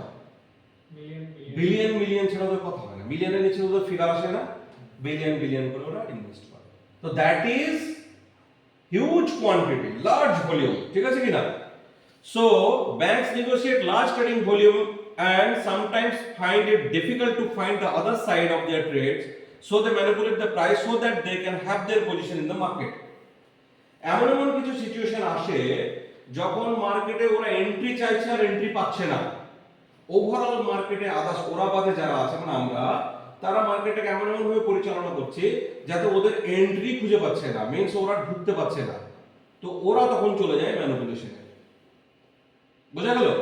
ম্যানিপুলেশন করে আমাদেরকে সরিয়ে ওদের অর্ডারকে এক্সিকিউট করিয়ে ওরা মার্কেটে নিয়ে যাবে। পয়সা যদি আমাকে করতে হয় তার মানে আমাকে কাউকে হারাতে হবে, ঠিক? যদি বিগ প্লেয়ারদেরকে পয়সা করতে হয় তাহলে ওদেরকে কি করতে হবে? আমাদেরকে লস করতে হবে। স্যার চার্টে কেউ যদি করে দেন। হ্যাঁ, লড়াইটা ক্লিয়ার। লড়াই হচ্ছে ওদের ভার্সেস আমাদের। ওদেরকে পয়সা করতে গেলে আমাদেরকে লস করাতে হবে, আর আমাদেরকে পয়সা করাতে গেলে ওদেরকে লস করাতে হবে না, ওদের কাছে কিছু ছিনিয়ে নিতে হবে, ওদেরকে তো লস করাতে হবে না। ঠিক আছে কিনা? আরেকটা রাস্তা কি আছে? ওদের ফুটপ্রিন্টে হাঁটতে হবে। ক্লিয়ার? ও যে স্ট্র্যাটেজিতে চলছে, ও যে প্ল্যান করছে, ওর প্ল্যানকে ফাইন্ড আউট করে নিতে হবে। ও প্ল্যান কি ব্যাটা? ও যে প্ল্যানে ভাবছে মার্কেটকে নিয়ে, ওর প্ল্যান যদি আমি জেনে নিতে পারি, ওর প্ল্যানে যদি আমি পা দিয়ে দিই, তাহলে ওর আর উপায় থাকলো না, আমাকে নিয়েই যেতে হবে। ও পস্তাবে একটু, যে সালাকে পারলাম না ওড়াতে, ওটা এরকম। কিন্তু আলটিমেটলি আমাকে পয়সা দিতে হবে। ও পয়সা পেলে আমিও পাবো, কেন আমি ওর ফুটপ্রিন্টে পা দিয়ে দিয়েছি। ঠিক কি না? তাহলে আমাকে বিগ প্লেয়ার্সের ফুটপ্রিন্টে পা দিতে হবে, আদারওয়াইজ আমাকেও খেয়ে ফেলবে। ওদের টার্গেট আমাদেরকে খাওয়া, আর আমাদের টার্গেট ওদের ফুটপ্রিন্টে পা দেওয়া। তো যা করবে তোকেই ফলো করবে, ব্যাপারটা এরকম। এবার ওকে ফলো করা কি অত সহজ?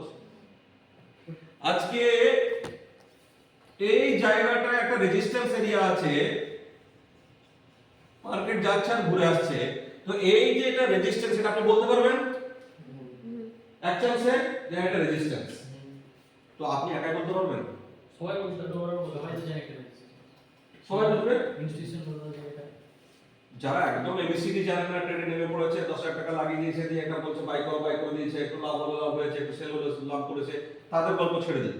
যারা মার্কেটটাকে জানে, শিখেছে একটু আগে, ঠিক আছে কিনা, তো তারা সবাই জানে যে এটা রেজিস্ট্যান্স পয়েন্ট। তো এই রেজিস্ট্যান্স পয়েন্ট কি শুধু আপনি জানেন না, ওয়ার্ল্ডে যারা শিখেছে তারাও জানে, আর ইনস্টিটিউশনরা তো ভালোভাবে জানে। তো ইনস্টিটিউশন কি পাগল যে আপনাকে এখানে সেল করাবে, পরে ওরা বলবে চ মার্কেট নিচে নিয়ে যাবো? বলবে কি? তাহলে ওদের পয়সা হবে? যদি এত ইজিলি আমাদের পয়সা হয় তাহলে ওদের পয়সা হবে না। আর মার্কেটে ওরাই পয়সা করে, আমরা করি না। কেন? মার্কেটের এটা কত ট্রিলিয়ন মার্কেট? $3 ট্রিলিয়ন মার্কেট, ফরেক্স মার্কেট। কত? 5 ট্রিলিয়ন সম্ভবত এটা। না না, অত বেশি না, এইরকম 3 to 5 ট্রিলিয়নের মার্কেট এটা। গুগল করেন পেয়ে যাবেন। সন্দেহ লাগলে আপনি গুগল করেন, মানেন না, কনফিউজ যখন হলামই তখন এটা তাড়াতাড়ি সলভ করে। ক্রিপ্টো হচ্ছে 3.7 ট্রিলিয়ন। হ্যাঁ, crypto 3 point something million trillion. আপনি ফরেক্স কত মার্কেট কত দেখেন ফরেক্সে?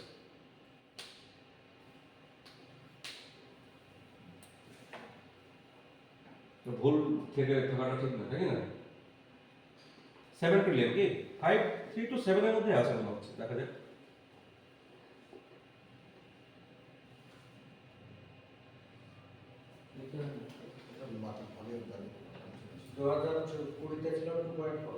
ফরেক্সে ওরকমই হবে আমার আগে, মোটামুটি 3 to 7 এর মধ্যে আছে, এটুকু জানি। এক্সাক্ট ফিগারটা 6.6 না? তো ঠিকই আছে, আমার একটু জানা ছিল, পড়েছি, কনফার্ম হয়ে গেল। তো অ্যাবাউট টু 6 ট্রিলিয়নের মার্কেট এটা, ঠিক আছে? তো 6 ট্রিলিয়নের মার্কেট মিন্স তো আমরা জানি এটা হিউজ মার্কেট, ঠিক আছে কিনা? এখন ওরা এই 6 ট্রিলিয়নের ম্যাক্সিমাম টাকা হোল্ড করছে ওরা যারা 5 to 10% লোক, এই সমস্ত ইনস্টিটিউশন। আর আমরা 90% লোক, 95% লোক কি করি? 5% হোল্ড করি। অর্থাৎ 6 ট্রিলিয়নকে যদি আমরা 5% করি তাহলে যেটুকু ভলিউম দাঁড়াবে সেইটুকু প্লে আমরা করি, আর বাকি 90% প্লে ওরা করে। ক্লিয়ার?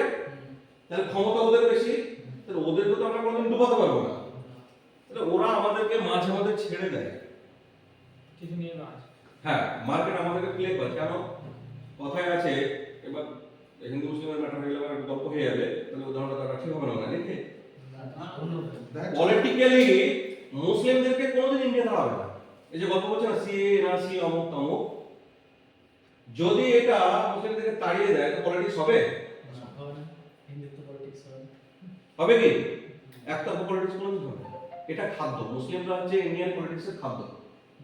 মুসলিম আছে তাই পলিটিক্স বেঁচে আছে, মুসলিম থাকবে না তো পলিটিক্সও বাঁচবে না। তো এখানেও সেম, আমার উদাহরণটা গলতভাবে কেউ নেবেন না, এটা একটা এক্সাম্পল ছিল জাস্ট। এখানে যদি আমাদের রিটেলারদেরকে উড়িয়েই দেয়, হাতে যদি মারতেই থাকে ইনভেস্টমেন্ট আসবে তো ওদের পয়সা কে দেবে? ওদের পেট কে ভরাবে? ভরাবে কি? ওরাই তো ওদেরকে খাবে না। একটা হোয়েল তো একটা হোয়েলকে খেতে যাবে না, যাবে কি? তো ওদেরকে ছোট মাছ খুঁজতে হবে, ঠিক কি না? সমাজকে যদি একবারে তো হারিয়ে দেয়, একবারে যদি ছোট মাছ সমুদ্র থেকে উধাও করে দেওয়া হয় তাহলে ওরা তখন আবার একে অপরকে খাবে, কিন্তু সেটা হবে না, প্রকৃতির নিয়মের বাইরে। তাই আমরা হচ্ছে এখানে ছোট মাছ, ঠিক আছে? আমাদেরকে বাঁচিয়ে রাখতে হবে এনি হাউ। তো যদি হরদম ওরা আমাদেরকে মারতেই থাকে তাহলে তো আমরা মার্কেট থেকে সরে যাবো, দূর এই মার্কেট হবে না, এই মার্কেট আমাদের পয়সা দেবে না, আমরা ইন্টারেস্ট ফিল করবো না। তো ওরা মাঝে মাঝে আমাদেরকে ছেড়ে দেয়। দেখা যাচ্ছে একটা বিগ মুভ, ডলারের রেসপেক্টে আমি যদি বলি $100 একটা মুভ হবে, তো $10 পর্যন্ত আমাদেরকে ছেড়ে দেয়। ওরা তোরা একটা রেজিস্ট্যান্স ভাবছিস না, তো হ্যাঁ হ্যাঁ ঠিক আছে সেলমা। তো ওরাও জানে এটা রেজিস্ট্যান্স, কিন্তু ওরা কিছু বলবে না ওই টাইমে। হ্যাঁ ঢোক সেল মারবে, কিছুটা পয়সা দেবে, এখানে আসবে, আমরা খুশ। ও দারুণ প্লে হয়ে গেল রেজিস্ট্যান্স, একদম ওকে প্লে। কিন্তু ওটা আমাদেরকে ছেড়ে দিয়েছিল, দয়া করেছিল। কেন? এটাই তো আমাদের গ্রিড, এটাই তো আমাদের লো, যে পাক্কা রেজিস্ট্যান্স প্লে হলো। ওফ, এটা মার্কেট কি তাই করে? মার্কেট কি সব রেজিস্ট্যান্স প্লে করে? মার্কেট কি সব সাপোর্ট প্লে করে? করে না, কিন্তু সময় সময় করে। ওই সময় সময় যখন করে তখন ওরা আমাদেরকে ছেড়ে দেয়, গ্রিডটা তৈরি হতে দেয়। নেক্সট রেজিস্ট্যান্সে যেই মারবো আমাকে খাবে, ঠিক আছে কিনা? এটা উদাহরণ বলছি, মার্কেটে ভাবে হয় না। তো যাই হোক, এটা হচ্ছে ফ্যাক্টর, ঠিক আছে কিনা? তো প্রত্যেকটা ক্ষেত্রে লিকুইডিটি জেনারেশন যদি না হয় তাহলে ওদের পজিশনিং হবে না, আর ওদের যদি পজিশনিং না হয় তাহলে ওরা মার্কেটকে নিয়েও যেতে পারবে না, ওদের লাভও হবে না, মার্কেটে কোনো ফায়দা থাকবে না, ঠিক? তো আমাদেরকে খেতে হবে, আর তার জন্য ওকে ট্র্যাপ বানাতে হবে। এবার আমি একটা एग्जांपल দিচ্ছি যে ট্র্যাপ বানায় কিভাবে। হ্যাঁ, তো সাপোজ এইটা একটা রেজিস্ট্যান্স এরিয়া, ঠিক আছে? প্রিভিয়াসে প্রচুরবার এখান থেকে টাচ হয়েছে, আর আমরা কাউন্ট করে নিলাম this is resistance area, so it will be highly activated if we can play our sell order. তো আমরা একটা ভালো এখান থেকে প্রফিট নিতে পারবো। এটা আমাদের aim as retailer, we plan our trade in this way. ওরাও জানছে যে এখানে ওরা প্ল্যান করছে। তো অবভিয়াসলি একমাত্র নিউ বিজ মিন্স হচ্ছে যারা নতুন এসেছে মার্কেটে, তাদেরকে বাদ দিলে যারা ট্রেড সম্পর্কে জানে বোঝে তারা এসএল ছাড়া ট্রেডে ঢুকবে না। কেন? ট্রেডের ফার্স্ট রুল এসএল ফার্স্ট, দেন এন্ট্রি, দেন টিপি। তো ট্রেডের রুল পড়াবো যখন বলবো, ফার্স্ট এসএল ডিসাইড করতে হয়, দেন এন্ট্রি করতে হয়, দেন টিপি করতে হয়। ক্লিয়ার এটা? তো যারা ট্রেড বোঝে তারা যখন ট্রেডে নামবে তারা আগে এসএল ফাইন্ড আউট করবে। তো ওরা জানে যে এইটা রেজিস্ট্যান্স, ক্লিয়ার? তো রেজিস্ট্যান্স এরিয়া থেকে $1 থেকে $2 পর্যন্ত এসএল ডিসাইড করবে, করে এখানে দিয়ে দেবে কি এসএল। তাহলে এই সব অর্ডারগুলো কি অর্ডার? সেল। এই জবার পিক টাচ করেছে তো আবার সেল হয়েছে, সেল অর্ডার প্লেস হচ্ছে, মেবি মার্কেট কিছুটা রেঞ্জ করছে, প্রচুর সেল অর্ডার ঢুকছে, ওরাও কি করছে? সেলেই যাবে মার্কেট। সাপোজ বিগ প্লেয়াররা করছে, রিটেলার তো সেল করছে, বিগ প্লেয়াররাও সাপোজ এটাকে সেলে নিয়ে আসবে, তাহলে ওদের অর্ডার কি হবে? ধীরে ধীরে ওরা এখানে অ্যাকুমুলেশন করবে কিনা, একটু আগে করলাম। তো ওদের অর্ডারগুলোকে অ্যাকুমুলেট করাবে। তো সেল মারবে, মার্কেট কিছুটা আসবে, কিছুটা বায়ার তুলবে, আবার সেল মারবে, এইভাবে কন্টিনিউয়াস একটা রেঞ্জিং চলবে। বিগ প্লেয়ার ঢুকছে অ্যাজ ওয়েল অ্যাজ আমরাও ঢুকছি, ঠিক আছে? তো বিগ প্লেয়ারও ঢুকছে, আমরাও ঢুকছি, পয়সা কে কাকে দেবে? কোশ্চেন নয়। সবাই যদি আমরা সেলে ঢুকি তো পয়সা কে কাকে দেবে? তো পয়সাটা তো লোক চায়। তো রিটেলারদের এসএল চলছে, এরকম পজিশনে রিটেলারদের এসএল চলছে, ঠিক আছে? রিটেলারদের সেল চলছে কোন এক পার্টিকুলার প্রাইস পয়েন্টে, যখন ওদের দরকার পড়ে গেছে মার্কেট মেকারদের, বিগ প্লেয়ারদের, যে এবার মার্কেট নিয়ে যেতে হবে, আমাদের অ্যাকুমুলেশন কমপ্লিট, তাহলে ওরা এক্সট্রা কিছু টাকা লাগিয়ে মার্কেট সেল এখানে যদি করে তো ওরা তো চাইবে না মার্কেট উপরে যাক, তারপরে ওরা কিছু এক্সট্রা ফান্ড লাগিয়ে মার্কেটকে তুলবে। একটু তুলবে ঠিক আছে, এক্সট্রা ফান্ড লাগাবে, লাগিয়ে তুলবে মার্কেটকে, মার্কেট তুলবে, এই লোকেদের যাদের এসেল ছিল সব ভ্যানিশ, খতম, ওরা সেল থেকে এক্সিট। সেল এক্সিট মিন্স কি হলো? ক্লিয়ার? এইবার ওই অর্ডারগুলোকে এরা গিলবে এখানে, ঠিক আছে, এইখান থেকে ওরা এক্সিট নেবে, ফ্রেশ অর্ডার আরো মারবে, মানে একদম ওই ফল যখন হবে এই সব রেঞ্জ এক চান্সে ব্রেক করবে, পুরো কনসলিডেশন ব্রেক। এইটা হয়ে যাবে ফলস, এইটা হলো এসএল হান্টিং, এইটা হলো লিকুইডিটি হান্টিং, এইটা হলো ওদের ম্যানিপুলেশন। আর ওই জায়গাটায় পার্টিকুলার ওই জায়গাটায় আমরা ভাবে ঠিক আমাকে ছুলে হ্যাঁ, আর ওইখানে ম্যাক্সিমাম ট্রেডারদের বক্তব্য আমার এসএলটাকে খেতে এলি, আমার জন্য রেখে মানে আমার এসএলটাই তো ছোট করেছে। আর আমি তো আরো বিভৎস কমেন্ট শুনেছি, এই মার্কেট জানে, মার্কেট সব দেখতে পাচ্ছে আমার এসএল আছে এখানে। মানে আমার টাকাই খেলা, এমন ভাবে এসএল সেট হয়, সবারই কনসেপ্ট কি আছে যে সবাই $1 থেকে $2, এটা সবাই জানে যে এটাই এসএল এর কনসেপ্ট। তো হাই সবাই তো এখানে হাইটা জানে যে হাই কত, হাই তো মাপতে পারে সবাই, হাই মেপে একদম এক্স্যাক্টলি $1 কিংবা $2 এই সেলটা দেয়। মার্কেট কি করে এক্স্যাক্টলি ওই পর্যন্তই যায়, যখন এবার মাপে তো দেখবে আরে বাপরে শুধু আমার অর্ডারটাই শুয়ে পালিয়েছে, আর 1 পয়সাও করে দেয়, 1 পয়সা দিচ্ছে না। তখন কমেন্ট শুরু হয়ে যায় যে আমার অর্ডারটা দেখে গেছে। হ্যাঁ উইকলি কেটে দেবে। ঠিক আছে কিনা? কিন্তু লজিক কি এটাই, আমরা ওই লজিকে চলি, ওরা ওই লজিকে চলে, কিন্তু ওদের কাছে এক্সট্রা অ্যাডভান্টেজ কি, যেটা হচ্ছে বিগ গেম। ওরা বিগ প্লেয়ার, তো গেমে খেলে বিগ। কি বিগ? প্রত্যেকটা ব্রোকার হাউস ডেটা সাপ্লাই করে। ঠিক আছে, প্রত্যেকটা কি ভাই এত কমেন্ট করে তারপরে আমরা লাইভে ঢুকবো। ঠিক আছে, প্রত্যেকটা ব্রোকার হাউস ওদেরকে ডেটা দেয়, কাদেরকে দেয়? ওই বিগ প্লেয়ারদেরকে। ঠিক আছে, এই সেকেন্ডে ঘটে, আমরা এত কথা বলবো অনেক, কিন্তু সেই কথাগুলো সেকেন্ডে ঘটছে, because all are in digital process, সব সফটওয়্যারের মাধ্যমে মিলি সেকেন্ড মাইক্রো সেকেন্ড কাজ হচ্ছে। তো ব্রোকার হাউস পার্টিকুলার এরিয়াতে এসে, রেঞ্জিং এরিয়াতে এসে বলে দেয় যে আমার ব্রোকার হাউসে ম্যাক্সিমাম লোকের গোল্ডের এসএল দাঁড়িয়ে আছে, সে ফর এক্সাম্পল 2011 তে ডেটা পেয়ে গেল। অ্যানাদার, এটা একটা ব্রোকার হাউসের ডেটা। অ্যানাদার একটা ব্রোকার হাউস ওকে ডেটা দিল যে আমার দাঁড়িয়ে আছে 2010 এ। অ্যানাদার একটা ব্রোকার হাউস ডেটা দিল আমার দাঁড়িয়ে আছে 2012 তে। অ্যানাদার একটা ব্রোকার হাউস দিয়ে দিল আমার দাঁড়িয়ে আছে 2011 তে। ঠিক আছে, ওদের কাছে আছে রোবট, ওদের কাছে আছে আর্টিফিশিয়াল ইন্টেলিজেন্স, অনবরত ওই ডেটাগুলোকে ক্যালকুলেট করছে, লজিক লাগানো আছে, অনবরত মিলি সেকেন্ড মাইক্রো সেকেন্ডে প্রসেস করছে, ফ্র্যাকশন অফ সেকেন্ডে এদের একটা অ্যাভারেজ বার করবে যে অ্যাভারেজ লোককে যদি আমাকে খেতে হয় তাহলে কোন পার্টিকুলার প্রাইস পয়েন্টে আমাকে প্রাইস নিয়ে যেতে হবে বলে দেবে, ওরা সেই পার্টিকুলার প্রাইস পয়েন্টও প্রাইসকে নিয়ে যাবে, দেন কত রোবট অ্যাক্টিভেট হবে, বাকি অর্ডারগুলোকে খেয়ে দিয়ে ওরা নিচে নিয়ে আসবে। ঠিক আছে, এগুলো একটা হাহানি গেম যেটা বড় প্লেয়াররা খেলে, যেটা আমাদের বাইরে, আমাদের এটা ধর্তব্যের বাইরে, দেখার বাইরে। কিন্তু এই গেম ভেতরে ভেতরে সব মার্কেটে চলে, ফরেক্সেও চলে, ইন্ডিয়ান মার্কেটেও চলে, সব ইন্ডিয়ান ব্রোকার হাউসরাও ডেটা শেয়ারিং করে, ফরেক্স ব্রোকাররাও ডেটা শেয়ারিং করে। তো তার মধ্যে কিছু ট্রেডার আছে স্মার্ট, লেটস সে সেলই দেবো না, কোথায় নিয়ে যাবে নিয়ে যাবে, এসএল উপরে যাবে, তাতে কি হয়, মেবি দু একবার বেঁচে যায়, কিন্তু এসএলটা কি মেবি দু একবার কি হয়, এসএল দিল না, মার্কেটে পর্যন্ত নিয়ে গেল বটে, আর একটু করে নিয়ে গেল, এসএল তো দেয়নি, তারপরে মার্কেট পড়ে, ও আরে কোথা থেকে এসএল দিলাম না, বেঁচে গেলাম।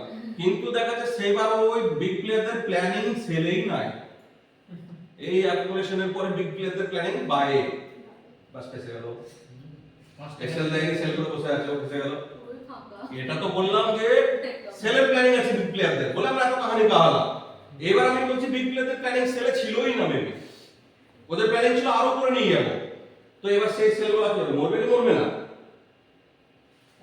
ওদের সেল দেয়নি, ও মার্কেট ম্যানেজারকেও ঠিক করতে চেয়েছে যে তোদেরকে আমি ধোকা দেবো, বাট আলটিমেটলি ও ধোকা একেবারে বসে, ঠিক আছে কিনা? তো লিকুইডিটি কেস ক্লিয়ার। তো আমি সব ধীরে ধীরে কম্পোনেন্টস দিচ্ছি, একে ট্যাকেলিং এর কিছু বলিনি কিন্তু এখন, যেগুলোকে ট্যাকেল তো করতে হবে, এগুলো তো জানছি ঠিক আছে, ট্যাকেল কিভাবে করবো, রাস্তাটা কি কি করব? কি করবো, এটা হান্টিং না হান্টিং নয়, ফেক না রিয়েল, কিভাবে বুঝবো, এর থিওরি আমরা এটা ক্লোজ করে আলোচনায় যাব, ঠিক আছে? এটা ক্লোজ মিন্স এই এসএমসি কে আগে ক্লিয়ার করব, তারপরে আমরা এন্ট্রি মডেল এক্সিট মডেলে ঢুকবো, তখন এই বিষয়গুলো নিয়ে আলোচনা হবে। আপাতত একটা ব্রেক, তারপরে লাইভ। প্রথমত আমরা আছি এই মুহূর্তে 1 ঘন্টার চার্টে, তো 1 ঘন্টার চার্টের ম্যাপিংটাই শিখবো, ঠিক আছে? আমরা এইচটিএফ টু এলটিএফ করছি না, জাস্ট একটাই টাইম ফ্রেমে ম্যাপিং গুলো দেখছি, ঠিক আছে? তো এখান থেকে ওয়েব স্টার্ট করব। আচ্ছা, তার আগে একটা টুলস নিই।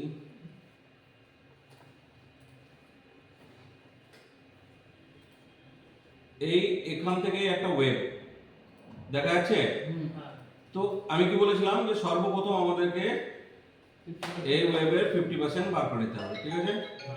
তো আমরা ওয়েবের 50% দেখে নিয়েছি।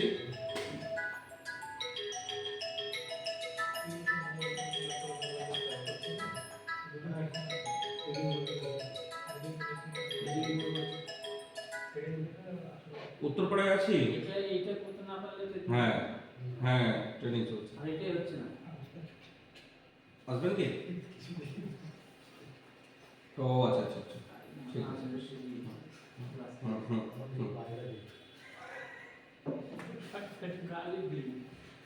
তো 50% হলো। 50% হওয়ার পরে আমাদের কাজ কি আছে? মার্কেট অ্যানালাইসিস না এই দিয়ে পড়া। 50% এ আমরা একটা মার্ক লাগালাম, সেটা হচ্ছে এটা 50%, তাই তো? এটা হচ্ছে আমাদের 50% এরিয়া। ব্লক লেভেল করতে হবে। 50% এরিয়ার পরে আমাদেরকে ব্লক লেভেলে যেতে হবে, ঠিক আছে? তো 50% এ ব্লক লেভেল করার জন্য আমরা ফ্র্যাক্টালের সহায়তা নেব বলেছিলাম, মনে আছে? তো ফ্র্যাক্টালের সহায়তা নিতে গেলে সর্বপ্রথম আমরা এটাকে লাইন চার্ট করে নেব। লাইন চার্টে গিয়ে আমরা ফ্র্যাক্টাল ডিসাইড করব, এটা 50%, তার নিচে ফ্র্যাক্টাল দেখতে পাচ্ছি এইটা, তাই তো? তো এখান থেকে একটা ফ্র্যাক্টাল টেনে নিলাম, ক্লিয়ার? নেক্সট একটা ফ্র্যাক্টাল দেখতে পাচ্ছি এইটা, তাই তো? দেখি অ্যাডিং আছে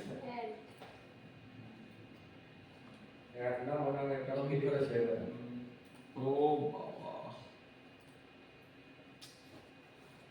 লগ ইন করা নেই।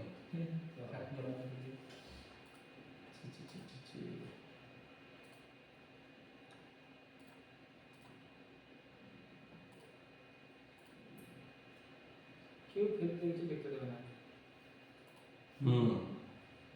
কষ্ট হচ্ছে হচ্ছে। ওদের প্রচুর চার্জ। হ্যাঁ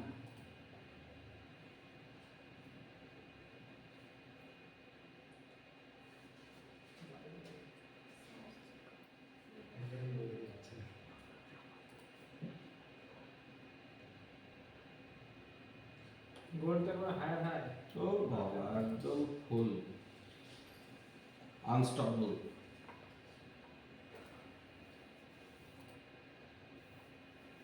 ভেঙে চলে গেছে সবাই, ঘর বাড়ি কেটে করে বুঝ কলিকা হয়ে গেছে। যাবো তো ব্লগার মাথা লাভ মারবে 140 টাকা।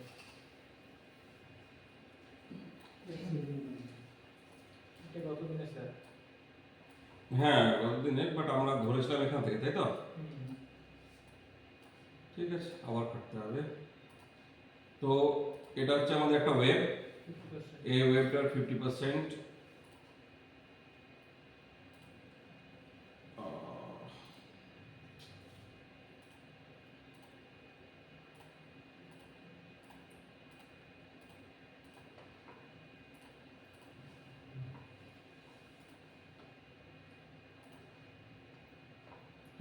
mark complete.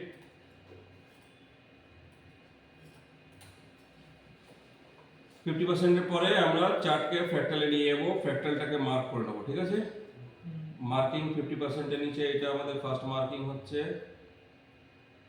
প্রথম, সেকেন্ড মার্কিং হচ্ছে আমাদের এটা, তাই তো?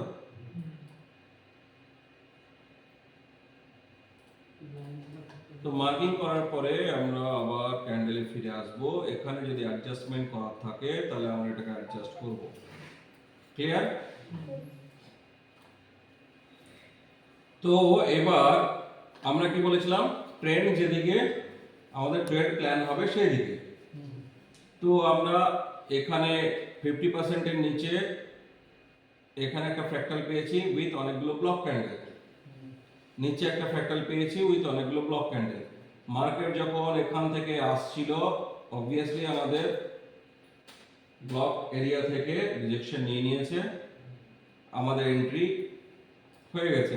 এখন এই যে এরিয়াটা আছে এই এরিয়াটা কি আমাদের স্ট্রাকচার এরিয়া। তো এই কি সেভ করছে জিনিসগুলো যাচ্ছে কোথায়?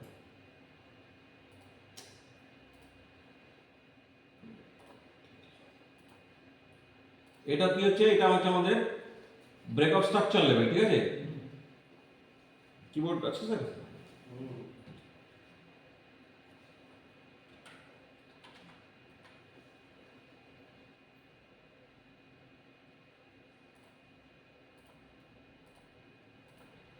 তো এটা আমাদের breakout structure level. Breakout structure লেভেলে যখনই আমরা দেখলাম যে ব্রেক হয়ে গেছে এখানে, তাই তো? তো অ্যানাদার ব্রেকআউট স্ট্রাকচার। তো যখন ব্রেকআউট স্ট্রাকচার হয়েছে এবং ওয়েভ কমপ্লিট এইটা, তো আমরা কি করব, নেক্সট ওয়েভকে ম্যাপ করব কি না? তো আমরা নেক্সট ওয়েভ ম্যাপ করলাম। নেক্সট ওয়েভ ম্যাপ করার পরে আমাদের উচিত কি 50% টাকা দেখে নেওয়া। তো 50% হচ্ছে আমাদের এরিয়াতে, কারেক্ট? 50% মার্ক। চার্ট ম্যাপিং খুব ইম্পর্টেন্ট, হ্যাঁ? চার্ট ম্যাপিং করাটা কিন্তু শিখতে হবে, না শিখলে কিন্তু এই শেখার কোনো মূল্য থাকে না। তো আমরা 50% মার্ক করে নিয়েছি। 50% এর পরে আমরা ব্লক এরিয়া ফাইন্ড আউট করব। ব্লক এরিয়া ফাইন্ড আউট করে আমরা ফ্র্যাক্টাল চেক করে নেবো আছে কিনা। তো এখানে অনেকগুলো ফ্র্যাক্টাল দাঁড়িয়ে আছে, সেগুলোকে আমরা মার্ক করে নেব।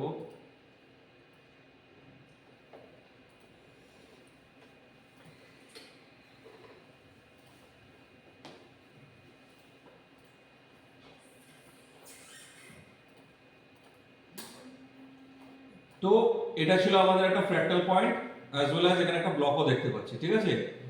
বাট মার্কেট এক্স্যাক্টলি 50 এন্ড সামান্য কিছু নিচে নেমে এখান থেকে আবার মার্কেট শিফট হয়েছে। শিফট হওয়ার পরে আমাদের অ্যানাদার ব্রেকআপ স্ট্রাকচার এখানে হয়ে গেছে। ব্রেকআপ স্ট্রাকচার ডান। তো ব্রেকআপ স্ট্রাকচার এখানে আবার যখন হয়েছে অ্যানাদার একটা ওয়েভ ফরমেশন হয়েছে। ওয়েভটাকে আবার আমরা মার্কিং করে নিলাম।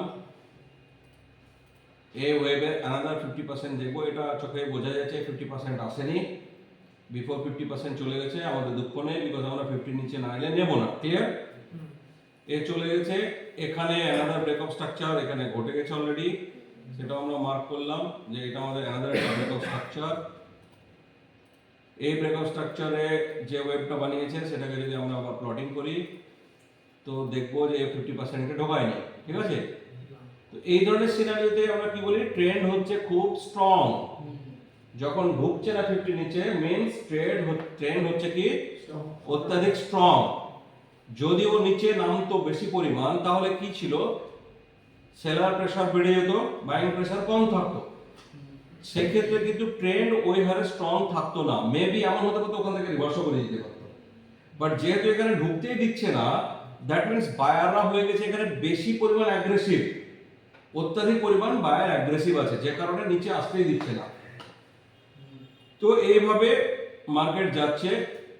এখানে একটা ধোকা দেওয়ার চেষ্টা হয়েছে, জাস্ট চেঞ্জ অফ ক্যারেক্টার করার একটা চেষ্টা, বাট সেটা আলটিমেট টিকেনি। এখানে কিছুটা ম্যানিপুলেশন ঘটেছে। আলটিমেটলি আবার মার্কেট হায়ার হাই চলছে, অর্থাৎ আলটিমেটলি হাই স্ট্রং। এইখানে একটা খিচুড়ি পাকা শুরু হয়েছে। এইখানে একটা খিচুড়ি পাকা শুরু হয়েছে। কি খিচুড়ি? এক তো আমাদের হাই এখন এই মুহূর্তে কি আছে, ডবল টপ ডবল টপ এইটা হচ্ছে আমাদের হাই এরিয়া, কি বলবো? এটাকে বলছি আমরা অল টাইম হাই, এইটা হচ্ছে আমাদের গোল্ডে অল টাইম হাই চলছে, ঠিক আছে। তো অল টাইম হাই করার পরে মার্কেট কিছুটা নেমেছিল, নামার পরে আবার চেষ্টা করেছে, এখানে এই যে রিজেকশন এরিয়াটুকু দেখা যাচ্ছে, এই রিজেকশন এরিয়াটা কি, এই রিজেকশন এরিয়াটা হচ্ছে আমাদের হান্টিং প্লেসেসে নাইস গেট লেভেল। এই যে রিজেকশন পয়েন্ট আমরা দেখতে পাচ্ছি, ঠিক আছে কিনা। এই রিজেকশন পয়েন্টটা অ্যাকচুয়ালি আমরা এই মুহূর্তে দাঁড়িয়ে বলতে পারি এসএল হান্টিং করেছে, কিন্তু কনফার্মেশন কখন আসবে? যখন মার্কেটটা ওই এক্স্যাক্টলি এসএল হান্টিং এর পর, নিয়ম বলে দিচ্ছি, এসএল হান্টিং এর পর মার্কেট পুনরায় ওই জায়গা আর যায় না, তাতে ওদের লাভ কি? যে মার্কেট মেকারদের গল্প আমি বলছিলাম এতক্ষণ একটু আগে, তো ওরা তো যদি ওখানে এসএল হান্টিং করেই থাকে, ওদের যদি সেল এন্ট্রি হয়েই থাকে, তাহলে সেখানে কি আবার যাবে ওরা? ওদের এন্ট্রি তো ডান। তাহলে কনফার্মেশন আসতে গেলে আমাকে কি করতে হবে? এসএল হান্টিং এর কনফার্মেশন, এই ট্রেন্ড যেটা যেটা এখান থেকে হান্টিং এর পর নামিয়েছে বড় বিগ রেড ক্যান্ডেল দিয়ে, ও উচিত এখন এই জায়গাকে পুনরায় আর ফেরত না যাওয়া এবং এই লেভেলটাকে ব্রেক করে বেরিয়ে যাওয়া, ঠিক কি না? যদি এটা ব্রেক করে বেরোতে পারে তাহলে আমরা কনফার্ম যে এটা এসএল হান্টিং ছিল, তাহলে মার্কেট আপাতত এরিয়াতে আর ঢুকবে না, ঠিক। কিন্তু এমন হলো যে দেখা যাচ্ছে মার্কেট আবার এখান থেকে এই টুলে এই এরিয়াটাকে, এই যে এরিয়া, এই এরিয়াটাকে ক্রস করে ক্লোজ দিতে পারছে, তাহলে আমরা এই লিকুইডিটির গল্পটা, হান্টিং এর গল্পটা ভুলে যাব, আমরা তাহলে আবার ফার্দার আপসাইডের জন্য রেডি হব, ঠিক। বাই ট্রেন্ড ডবল টপ হ্যাঁ, তো এটা একটা প্রিলিমিনারি গল্প আমাদের ছিল, এটা ক্লোজ। এবার আমরা আজকে যেটা করলাম সেটা কি করলাম? অ্যাকচুয়ালি লিকুইডিটি কেস করলাম, তাই তো। অ্যাকুমুলেশন, ডিস্ট্রিবিউশন, লিকুইডিটি, এই কেসটা আমরা করছিলাম। তো অ্যাকুমুলেশন, ডিস্ট্রিবিউশন, এই এরিয়াটা আমাদেরকে জানতে হবে। তো সেটার জন্য একটা আদর্শ কিছু পাচ্ছি নাকি দেখি। আপডেট অ্যাকচুয়ালি অনেক জায়গা থেকে এসেছে, তাই না? তো এখান থেকে আমরা লিকুইডিটির একটা ছাপ পাচ্ছি, কিভাবে? এখান থেকে ধরি, ঠিক আছে। আমাদের প্রাইস কি করেছে?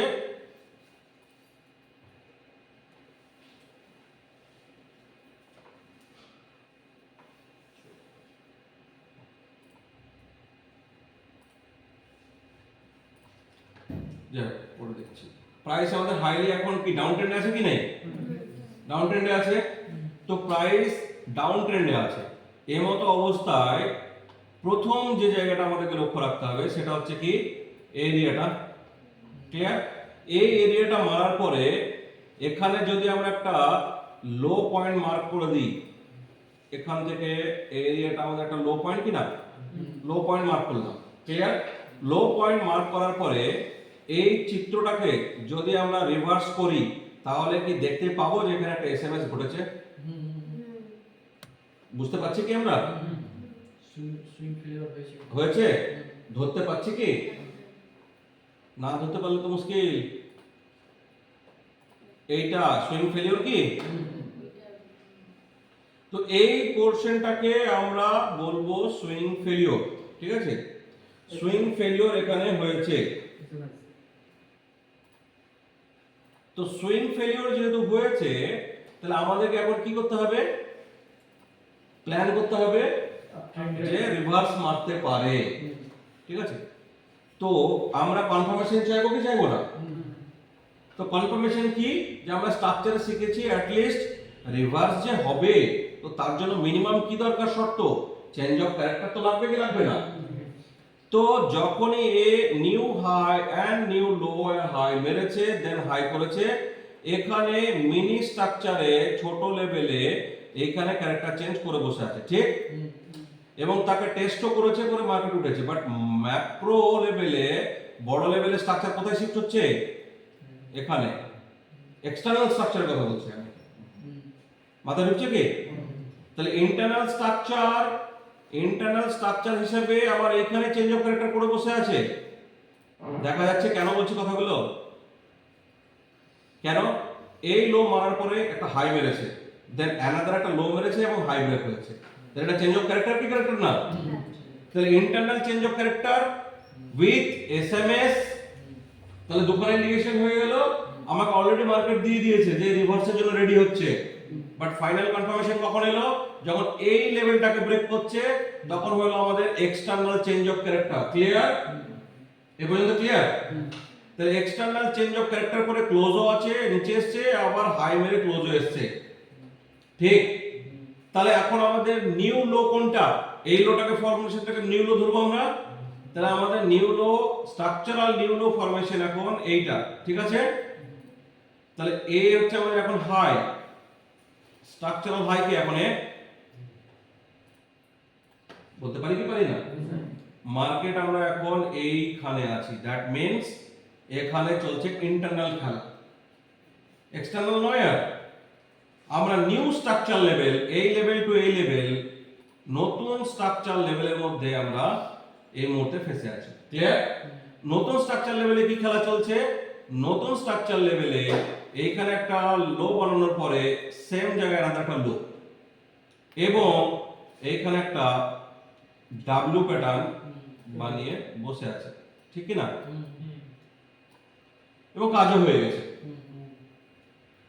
তো যেহেতু এইটা আমাদের লো ছিল, যাকে ব্রেক করতে পারেনি, এটা আমাদের হাই ছিল, ইনট্যাক্ট আছে, বাট লো ব্রেক না করে ও আবার কি করলো? আমাদের ব্রেক অফ স্ট্রাকচার করে দিয়েছে, ঠিক? তো যেহেতু ব্রেক অফ স্ট্রাকচার হয়ে গেছে, এবার আমরা কি ভাববো?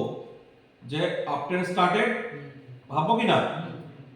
আপট্রেন্ড স্টার্ট হলো, তারপরে এই যে ডবল বটম, এটাকে ডবল বটম বলবো কি না? ডবল বটম আর ডবল টপ সব থেকে বেশি লিকুইডিটি থাকে, মাথায় ঢুকিয়ে নিতে হবে এটা।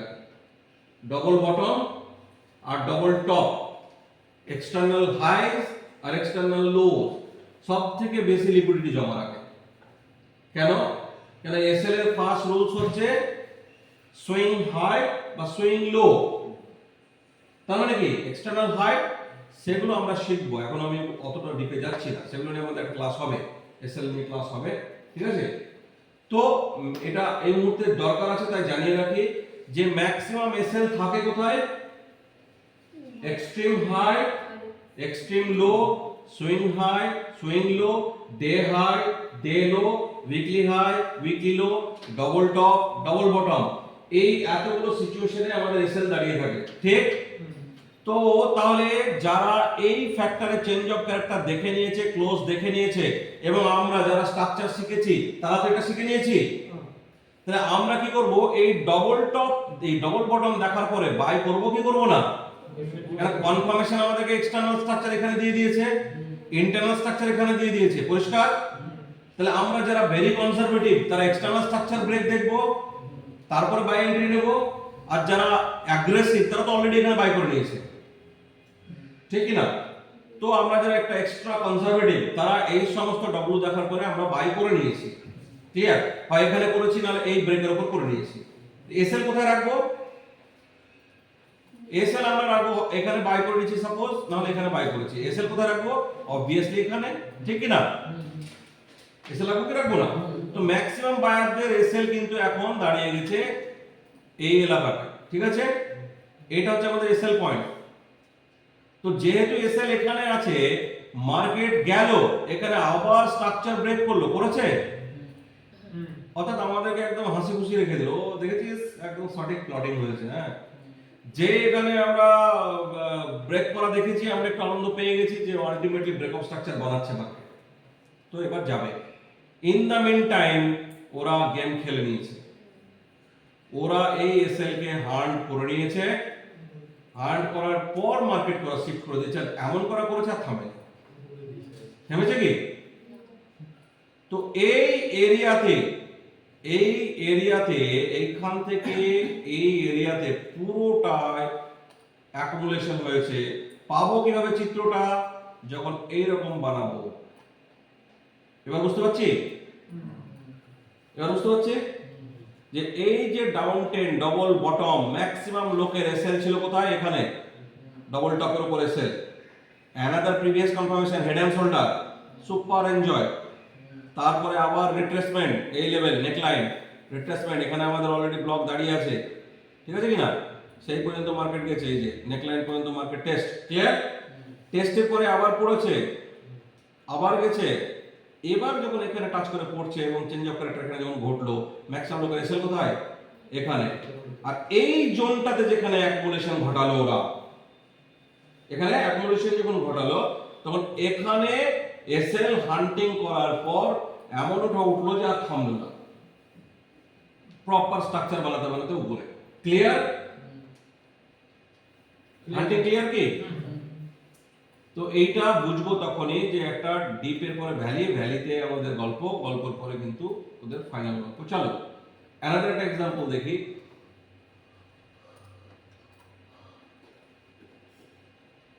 এই এক্সাম্পলগুলো আমরা এখন যেহেতু খুঁজছি, তো এখন এগুলো পাবো কোথায় পাবো, যেহেতু আমরা অলরেডি চার্ট দেখে নিয়েছি, চার্ট হয়ে গেছে, তো আমাদের কাছে ইজি।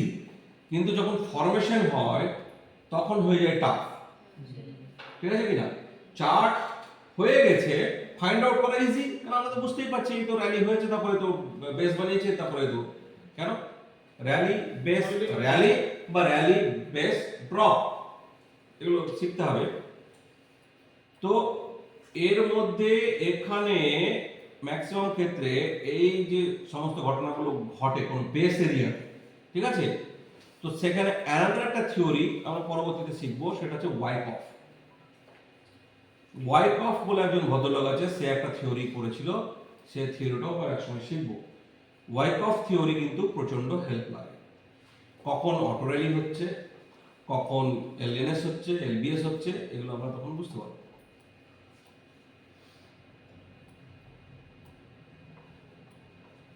তো আমরা যেটা বেশ বড় লিকুইডিটি ফাইন্ড আউট করতে চাইছি, বড় লিকুইডিটি। তো বড় লিকুইডিটি যখন ফাইন্ড আউট করব তখন আমরা র্যালিটাও বড় ধরনের পাবো, ঠিক আছে। যেমন এখানে একটা বড় লিকুইডিটি কেস করেছিল, এই এরিয়াতে বড় ধরনের অ্যাকুমুলেশন ডিস্ট্রিবিউশন ঘটেছে, ঠিক আছে। এই এরিয়াতে একটা বড় ধরনের অ্যাকুমুলেশন ঘটেছে, যার রেজাল্ট কিন্তু মহা ভয়ানক, প্রচন্ড আপ ট্রেন্ডে মার্কেট গেছে। তো যত বড় আমাদের অ্যাকুমুলেশন এরিয়া হবে তত বড় মুভ আমরা এক্সপেক্ট করতে পারি, কিন্তু সেগুলোকে চিনতে হবে, বুঝতে হবে, ঠিক আছে। অ্যাকুমুলেশন এরিয়াটাকে ফাইন্ড আউট করতে হবে, এবং এই এরিয়াতে ট্রেড করতে গেলে আপনার যেটা লাগবে সেটা হচ্ছে 80% ধৈর্য। এই এরিয়া ট্রেড করা সব থেকে কঠিন, বাট সব থেকে বড় মুভ এটাই দেয়। যারা কনসলিডেশন এরিয়াতে ট্রেড খুঁজে পায় তারা সব থেকে বড় মুভও এনজয় করে, বাট কনসলিডেশন এরিয়া ভোগাবে আপনাকে প্রচুর।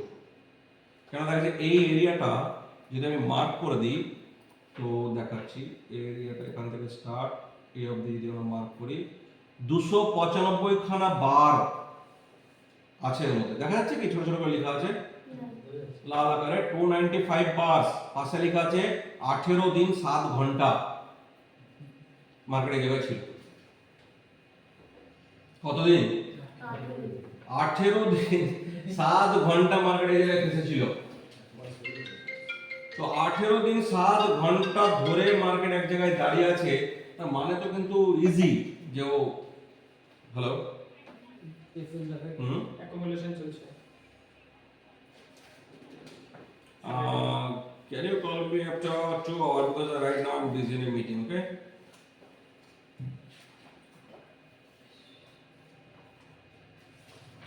তো যে যত বেশি অ্যাকুমুলেট করবে সে তত বেশি রান করবে। 18 দিন ধরে এক জায়গায় দাঁড়িয়ে থাকা চারটিখানি কথা নয়। তাহলে এখানে ঘটেছে কি, তাই তো কিনা?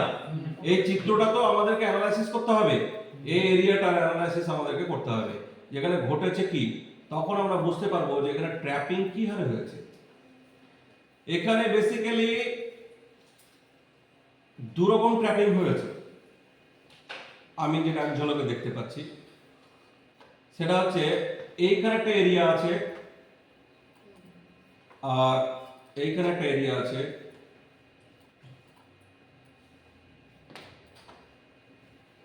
বোঝা গেল কিনা? তো বেসিক্যালি এটা ছিল আমাদের ফার্স্ট লো। ফার্স্ট লোটাকে একদম স্লাইটলি কাজ করেছে। ভেঙেছে, দাগ দিয়ে তাহলে বুঝতে পারবেন না।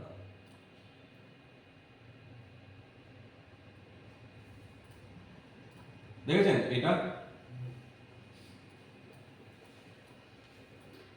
বুঝতে পারছে, জাস্ট টাচ করেছে, সে ওই গল্প আমাকেই দেখতে পেয়েছে এরকম একটা গল্প, ঠিক আছে। তো এখানে কত জিরো আচ্ছা মেজার করে নিই।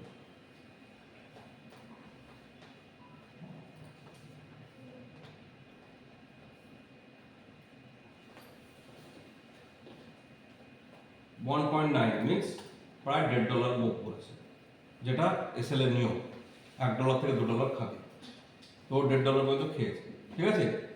তো ওখানে যতটুকু লিকুইডিটি পেয়েছে এখানে কালেক্ট করেছে। কিন্তু কাহিনীটা কি ঘটেছে, কাহিনীটা ঘটেছে এরকম। এবার আমাদেরকে এই এরিয়াটাকে অ্যানালাইসিস করতে হবে।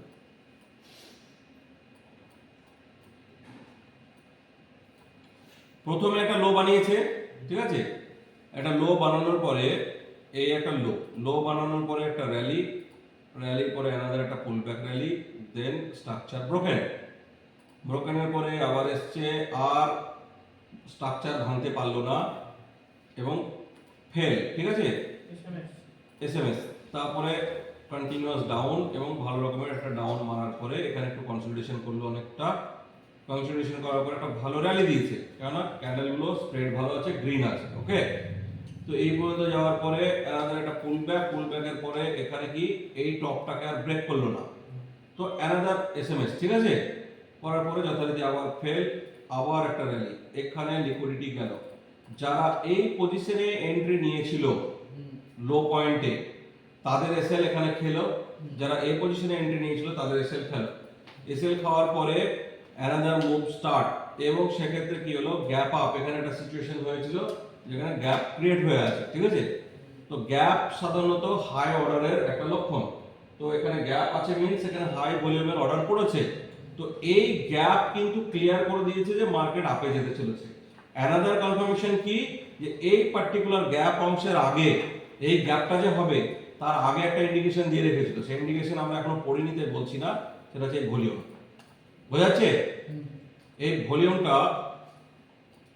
এই ভলিউমটাকে আমরা বলি আলট্রা হাই ভলিউম। এই যে ভলিউমটা, এই ভলিউমে প্রিভিয়াসে কোনো ভলিউম আছে আশেপাশে? আচ্ছা মার্ক করে দিই, এই যে ভলিউমের হাই, এই যে গ্রিন ভলিউমটা বোঝা যাচ্ছে, এই গ্রিন ভলিউমটাকে আমি মার্ক করলাম। এই যে 18 দিন যে কীর্তিকলাপ চলছিল, এই 18 দিনে এই ভলিউমের মতন ভলিউম আছে? তাহলে এটাই লেটেস্ট ভলিউম। তো এই যে ভলিউম, এই যে গ্রিন ক্যান্ডেলটা, এই গ্রিন ক্যান্ডেলটাতে অ্যাকচুয়ালি মেন মার্কেট মেকারদের লাস্ট এন্ট্রি ডান, ক্লিয়ার। তো আমরা এর সাথে ভলিউম পাঞ্চ করব ফিউচারে, সেটাও শিখবো, ঠিক আছে। কত কি শিখবো কিন্তু এটা বোঝা যাচ্ছে ভলিউমটা কি ইন্ডিকেট করতে পারে, ভলিউম আমাকে কি হেল্প করতে পারে, ওর সঙ্গে থাকতে হবে, বোঝা যাচ্ছে। তো সবই শিখবো, কিন্তু শিখতে প্রচুরই হবে, কিন্তু শিখে গেলে তো ইজি না, তো মার্কেট তোমাকে ধোকা দিতে পারবে না। তো এই যে ভলিউমটা, এর ভলিউমের 18 দিন আগে পর্যন্ত কোনো ভলিউম আসেনি। 18 দিন কেন, এইটা পর্যন্ত যদি ধরে তো মনে হয় 30 দিন 40 দিন পার হয়ে যাবে, বিগত 30 দিনে সেই ভলিউম আসেনি, যে ভলিউমটা এই ডেটে এসছে। করি ঠিক গেল কি কি এটা,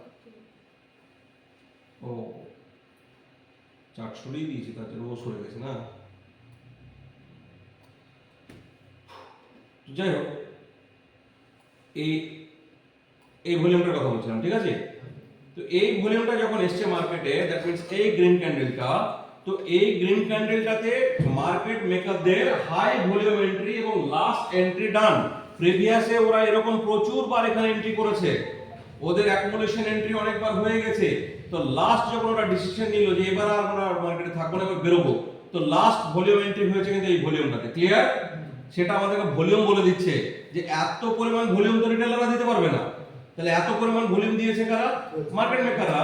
তো মার্কেট মেকাররা ফাইনালি এই পরিমাণ ভলিউম দিয়ে জানিয়ে দিয়েছে যে আমাদের ফাইনাল এন্ট্রি ডান, ফাইনাল এন্ট্রি ওরা করার পরে পরে জাস্ট নেক্সট ডেতে এখানে কি একটা গ্যাপ ক্রিয়েট হয়েছে, দেখেন এখানে কোনো চার্ট আছে কি, এখানে কোনো ক্যান্ডেল নেই, তার মানে সে নেক্সট ডেতে কি গ্যাপ আপ ওপেনিং হয়েছিল, অর্থাৎ ওই ভলিউমটা ঠেলায় নেক্সট ডেতে আপে ওপেনিং। কেন এই ভলিউমটা কারা লক্ষ্য করেছে? রিটেলার কি সবাই করতে পেরেছে? পারেনি।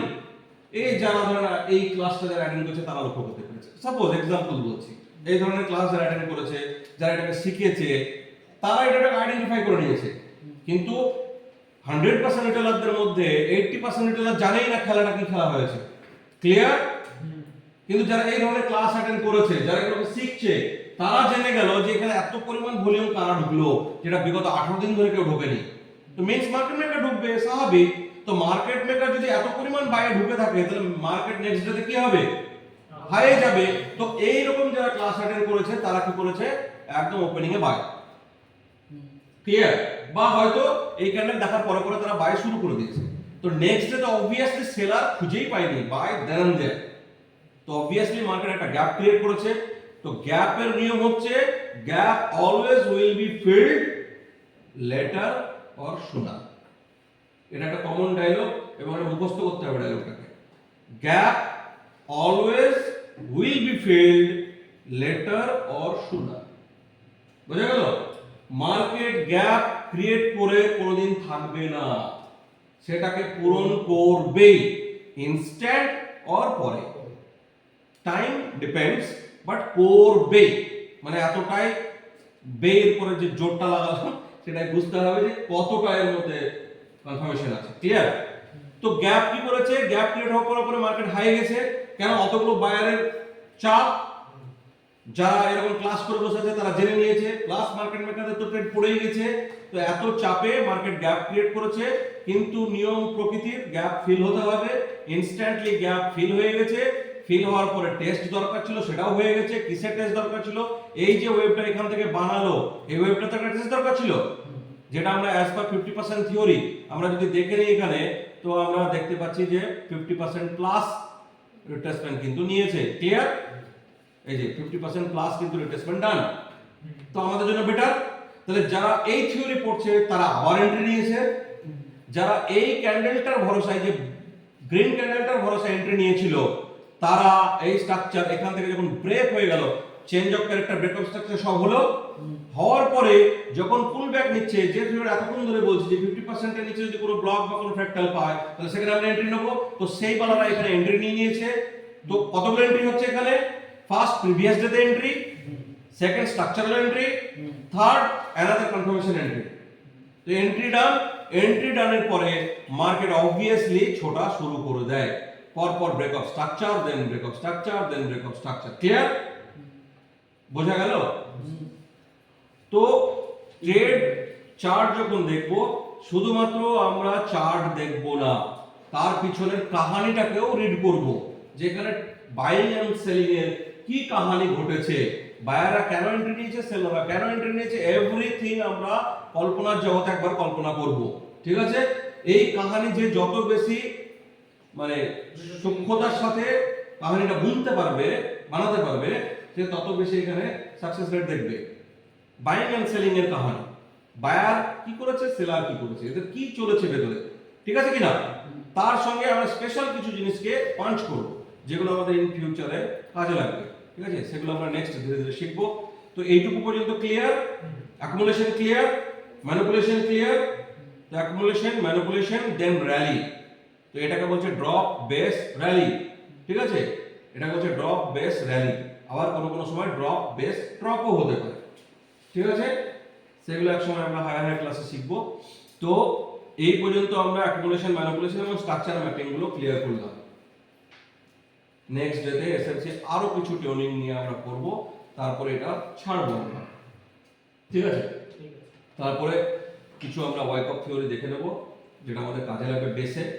বেস ম্যাপিং এ আমাদের ওয়েক অফ থিওরি অনেক হেল্প করবে, যদিও একটু থিওরিটা ফটোমটো ডিটেক্ট করা খুব মুশকিল, বাট জানলে পরে এই বেসে যে 18 দিনের খেলাটাই আমাদের অনেক হেল্প করবে। এই 18 দিনের খেলাতে ওয়েক অফ থিওরি তৈরি হয়। ওয়েক অফ যখন তৈরি হয় তখন ওইরকম প্রচুর সময় নেয়। যখন প্রচুর সময় মার্কেট নিচ্ছে তখন নিশ্চিত রূপে ওয়েক অফ বানাচ্ছে। তাহলে ওয়েক অফটাকে বুঝতে হবে। যখন ওয়াইকপ বুঝে যাব তখন আমরা এই থিওরিটাতে এন্ট্রি সহজে নেব না, কেন ওয়াইকপের এন্ট্রির একটা ফাইনাল জায়গা আছে, আমরা সেই জায়গা থেকে এন্ট্রি নেব। সেই জায়গাটা কিন্তু অ্যাকচুয়ালি এই জায়গাটা।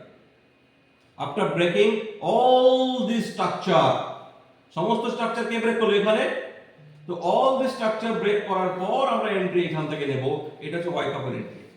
তাহলে ওয়াইকপ আগে জানতে হবে, তাহলে হয়তো আমরা এন্ট্রি এখানে নিয়ে নেবো, নাহলে এন্ট্রি এখানে নিয়ে নেবো দিয়ে সেল খাবো, নাহলে এন্ট্রি এখানে নেবো, তাই কি না? তো গলত জায়গায় এন্ট্রি নিয়ে আমরা সেল খেতে খেতে যাবো। 18 দিন ধরে কিভাবে কোপ করবেন এটা? তো এই ধরনের সিচুয়েশনে আইদার ছোট ছোট স্ক্যাল্পিং হবে, আর যারা বিগ মুভ ক্যাপচার করতে চাইছে তারা 18 দিন ধরে চুপচাপ বসে থাকবে প্যাডটাকে নিয়ে, জাস্ট অবজার্ভ। তাহলে 18 দিনের ধৈর্য রাখা যায়, কিন্তু রেজাল্ট রিওয়ার্ডটা কি দিয়েছে? অসম্ভব রিওয়ার্ড। কিন্তু ওইখানে স্যার আমাদের পেশেন্স থাকবে যে কখন প্রফিটটাকে বের করে। এক্স্যাক্টলি, এটাই ঘটে। কি কি লাগানো হবে? হ্যাঁ, তো সামনের দিন ওয়াইকপ, হ্যাঁ, ঠিক আছে। প্লাস কিছু এসএমসি স্ট্রাকচার।